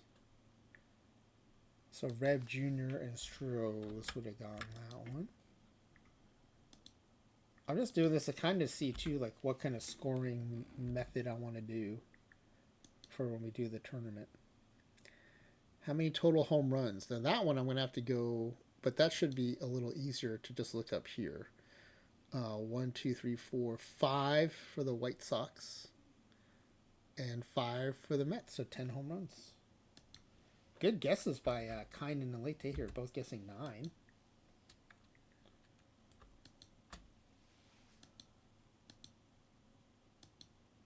And likewise for the errors, Strohs, Reb Jr.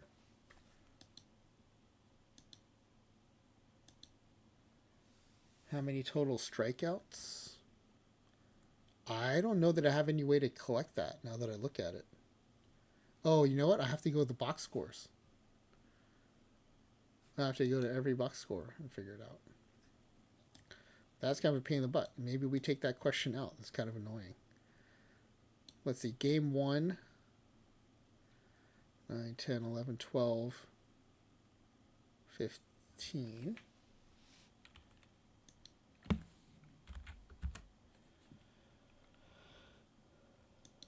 Game 2. 11.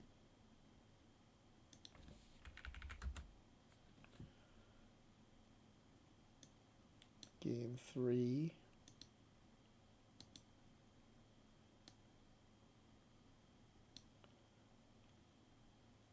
8. 17. Game 4.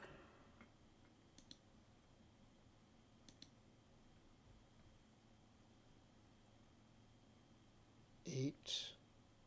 21. Wow. 12 strikeouts by Hook. Jay Hook. 45 stuff. 12 strikeouts in 6 2/3 innings. 90 pitches. That's a heck of an outing. Okay, so 21 strikeouts there in game 4. Game 5 was Wow, White Sox racked up some strikeouts. 14 strikeouts by the White Sox pitchers. So 22 total.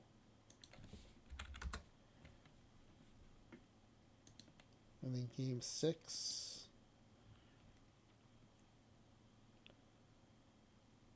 14, 20, 27.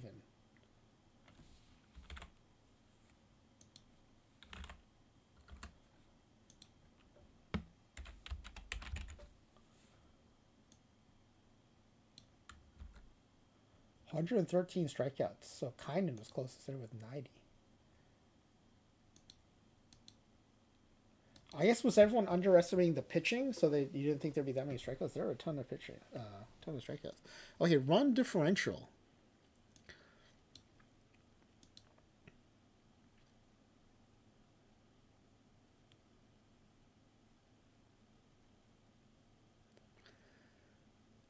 The White Sox scored 0, 3, 5, 6, 7, 8. No, sorry. 0, 3, 4, 5, 6, 7, 8, 11.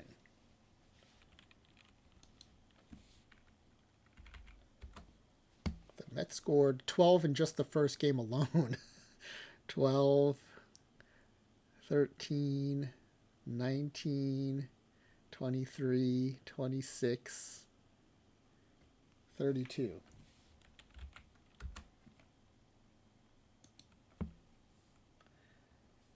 And what was the question? The run differential of the losing team. The losing team was the White Sox. It was 11 minus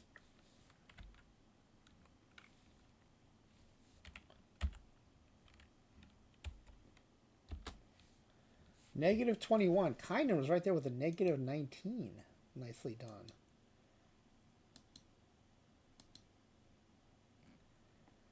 Yeah, so if he had done the sum of the correct answers method, Kynan would have been in first, and then Late Tate still would have been second because everyone would have been tied with 2, but Late Tate would have gotten the most recent answer right.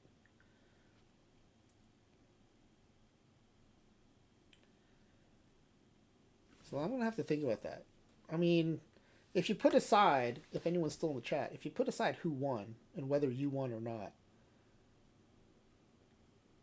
would you want the total number right method for this? Or, I mean, I still think picking who won should be worth 2 points or 3 points or something. Because that's a bigger question. But then, I don't know, with the rest, they are in kind of arbitrary order. I think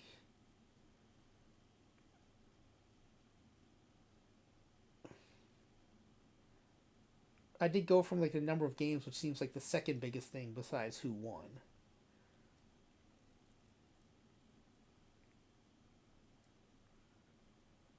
I don't know. If anyone's still in the chat, let me know what scoring method you would have preferred for this for next time.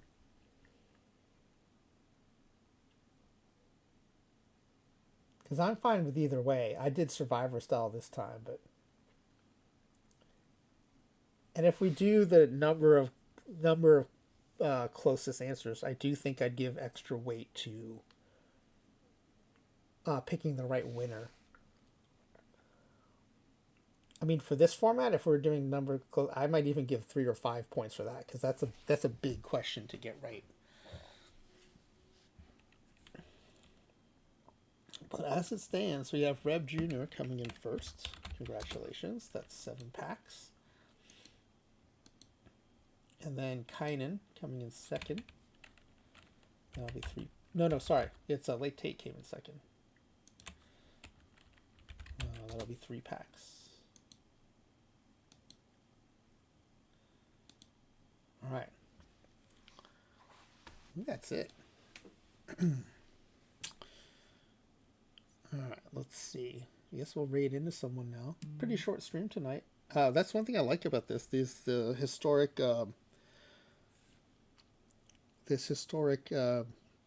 What's it called? Exhibition. Pretty short. You know, if it's not going to let us go to best of 13, maybe I'll just do best of 7 because that's a format we're all more familiar with, and I think it makes it easier to guess the runs and stuff. But I don't know. I feel like best of 9 takes away a little bit of the RNG.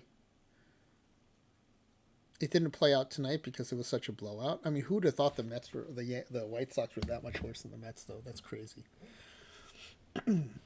I mean, it is a super small sample size, but to get crushed 12-0 in game 1 and then lose the series 5-1, it's pretty bad. To like an all-time bad Mets team too. All right, let me screenshot this, I guess. Keep this for posterity. I did realize those tracking strikeouts is harder.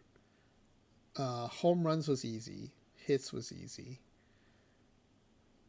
Oh no, duh! I could have just looked at the pitching staffs to know the strikeouts. That was pretty silly of me. I could have just looked there. That was my miss. All right. Let's see. What else do I want to look up here? Oh yeah, I wanted to see.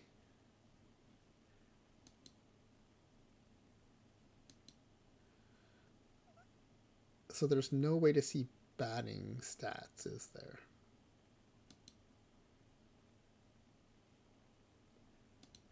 If you go here and you right click on a player, yeah, you can't see any more detail.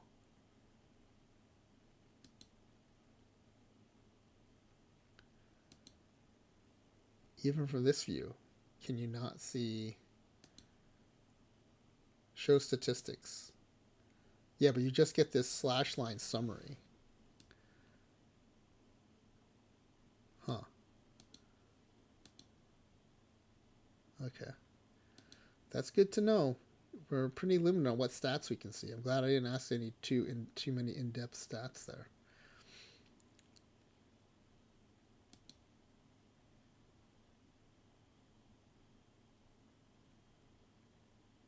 And can you save the outcome? I don't even think you can save the outcome. It says saving database though. What is it saving?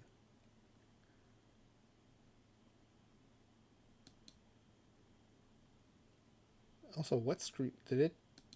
The screenshot that I thought was the stats, did it not save? Did it screenshot something else? I think maybe it did. Yeah, I may have to do another exhibition just to understand more, like what I can and can't do in here.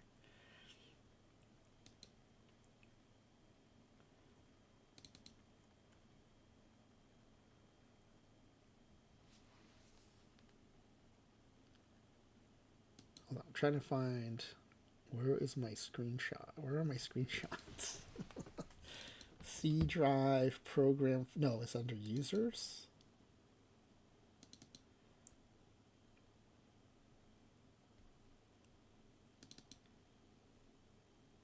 No.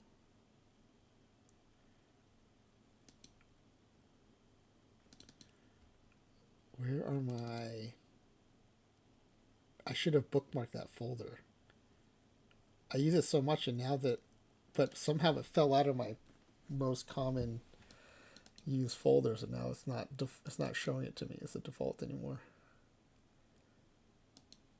Alright, I think I have to go to Steam Apps. If anyone remembers the path to get to your screenshots, I would appreciate it if you would let me know. Steam Apps. Nope. Steam. Oh, no, it's like, where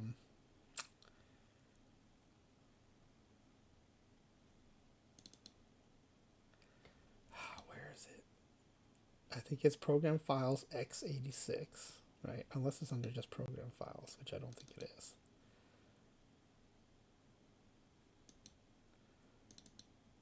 Or is it under Users and then...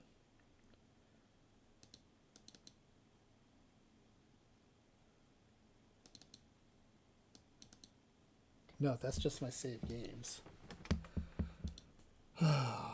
Program Files x86. Steam.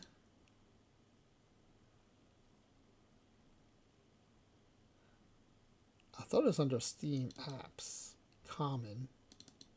Oh, there it is. The Park Baseball 26. Data. Screenshots? No. Why can't I find my screenshots? Oh, man. OTP. Is it not under data?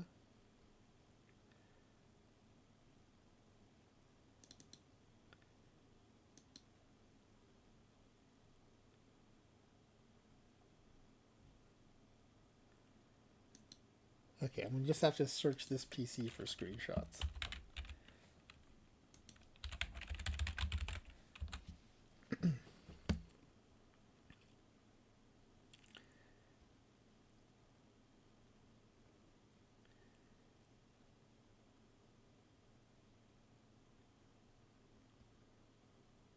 It's taking its time. It's not finding it yet. Well, we finished 5th to 8th place in silver cap, and we have an open perfect draft slot. So we pick that up while I wait for this search to happen.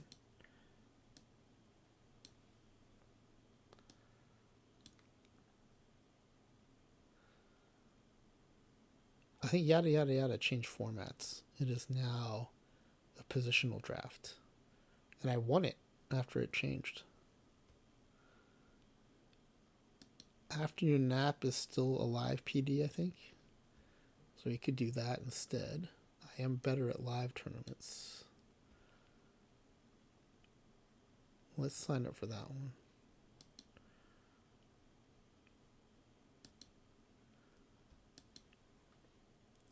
It is still looking up screenshots, so that's what we're waiting on here.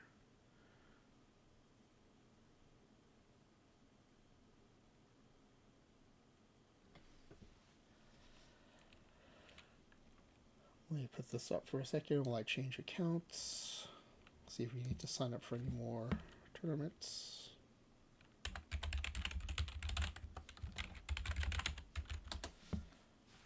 There we go. Screenshots. It's under...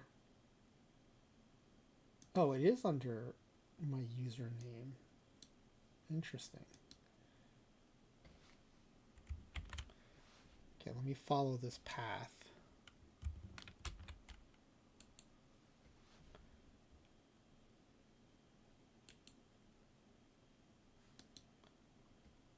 Okay, it's under...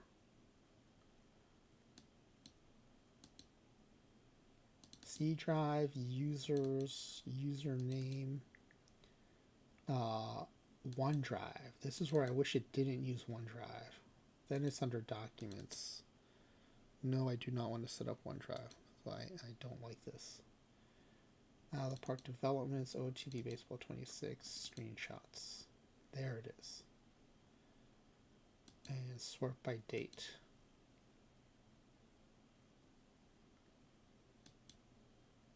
Oh, it did not screenshot the results.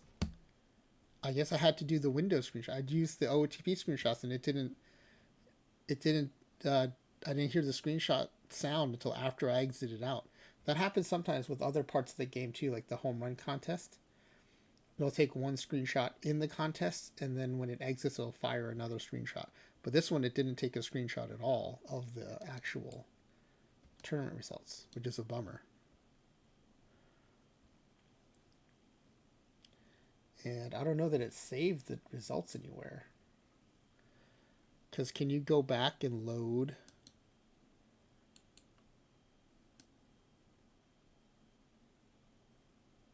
a historical... Yeah, I'm not even seeing it as a choice here. Oh, no, it is. Historical exhibition. You can load it. Oh, awesome.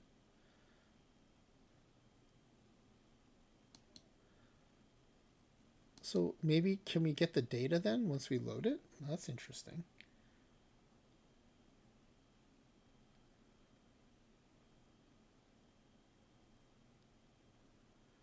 Okay, here are the choices. Would you like to proceed in historical exhibition page? Selecting no will continue to load but make the game unable to be played in exhibition mode. Well, we're done playing, so what happens if we hit no? Now can we access the data?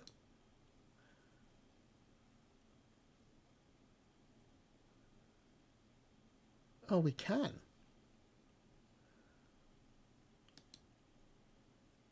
can we see the...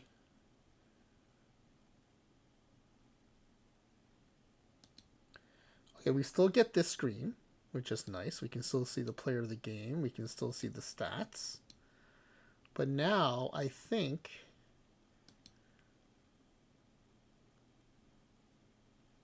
we can see the lineups. Oh, but there are no stats available. Wait, what if we go to split, time frame, game type, exhibition? No. Game type. Postseason. Ah, it counts as a postseason game. Interesting. So now we can sort by OPS if we want to. You can see the Mets stats. All right, cool. We learned something. For those of you who stuck around, we learned something. We can now... You can't see the stats though while you're still in exhibition mode. Once you're done with the exhibition, you can load it. You choose no when they ask you if you want to load it as an exhibition. You can no longer play the exhibition though. We were done anyway, so that's fine. But that means when the exhibition's in progress, you can't see this level of stats.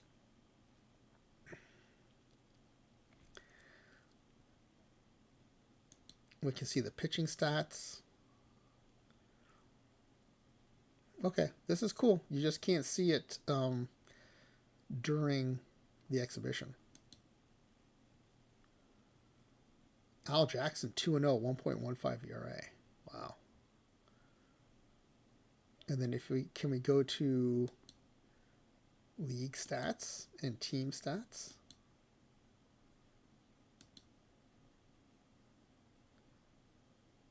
Splits, game type, postseason. Yep. The White Sox hit 209, the Mets hit 301. The White Sox OPS 561, the Mets OPS 790. Wow.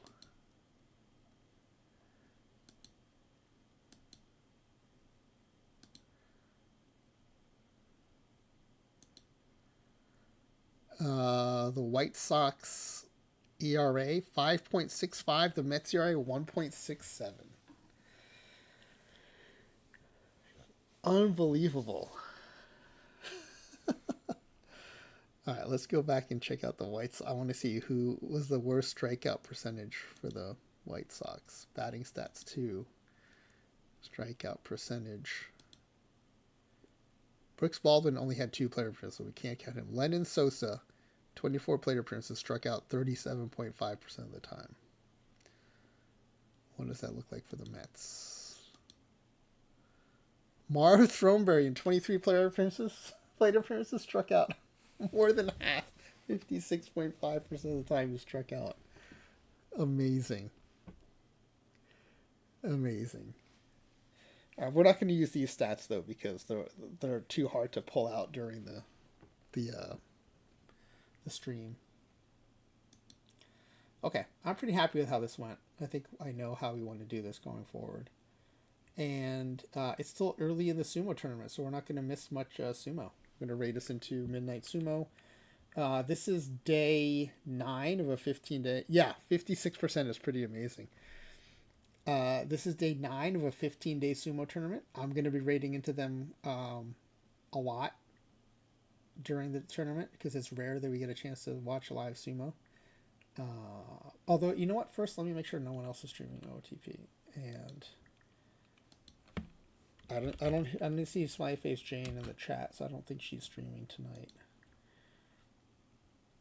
Yeah, it's just us, so we're going to raid into Midnight Sumo. For those of you who are in my stream a lot, you probably know this, but Midnight Sumo, a Canadian streamer who streams Japanese sumo tournaments,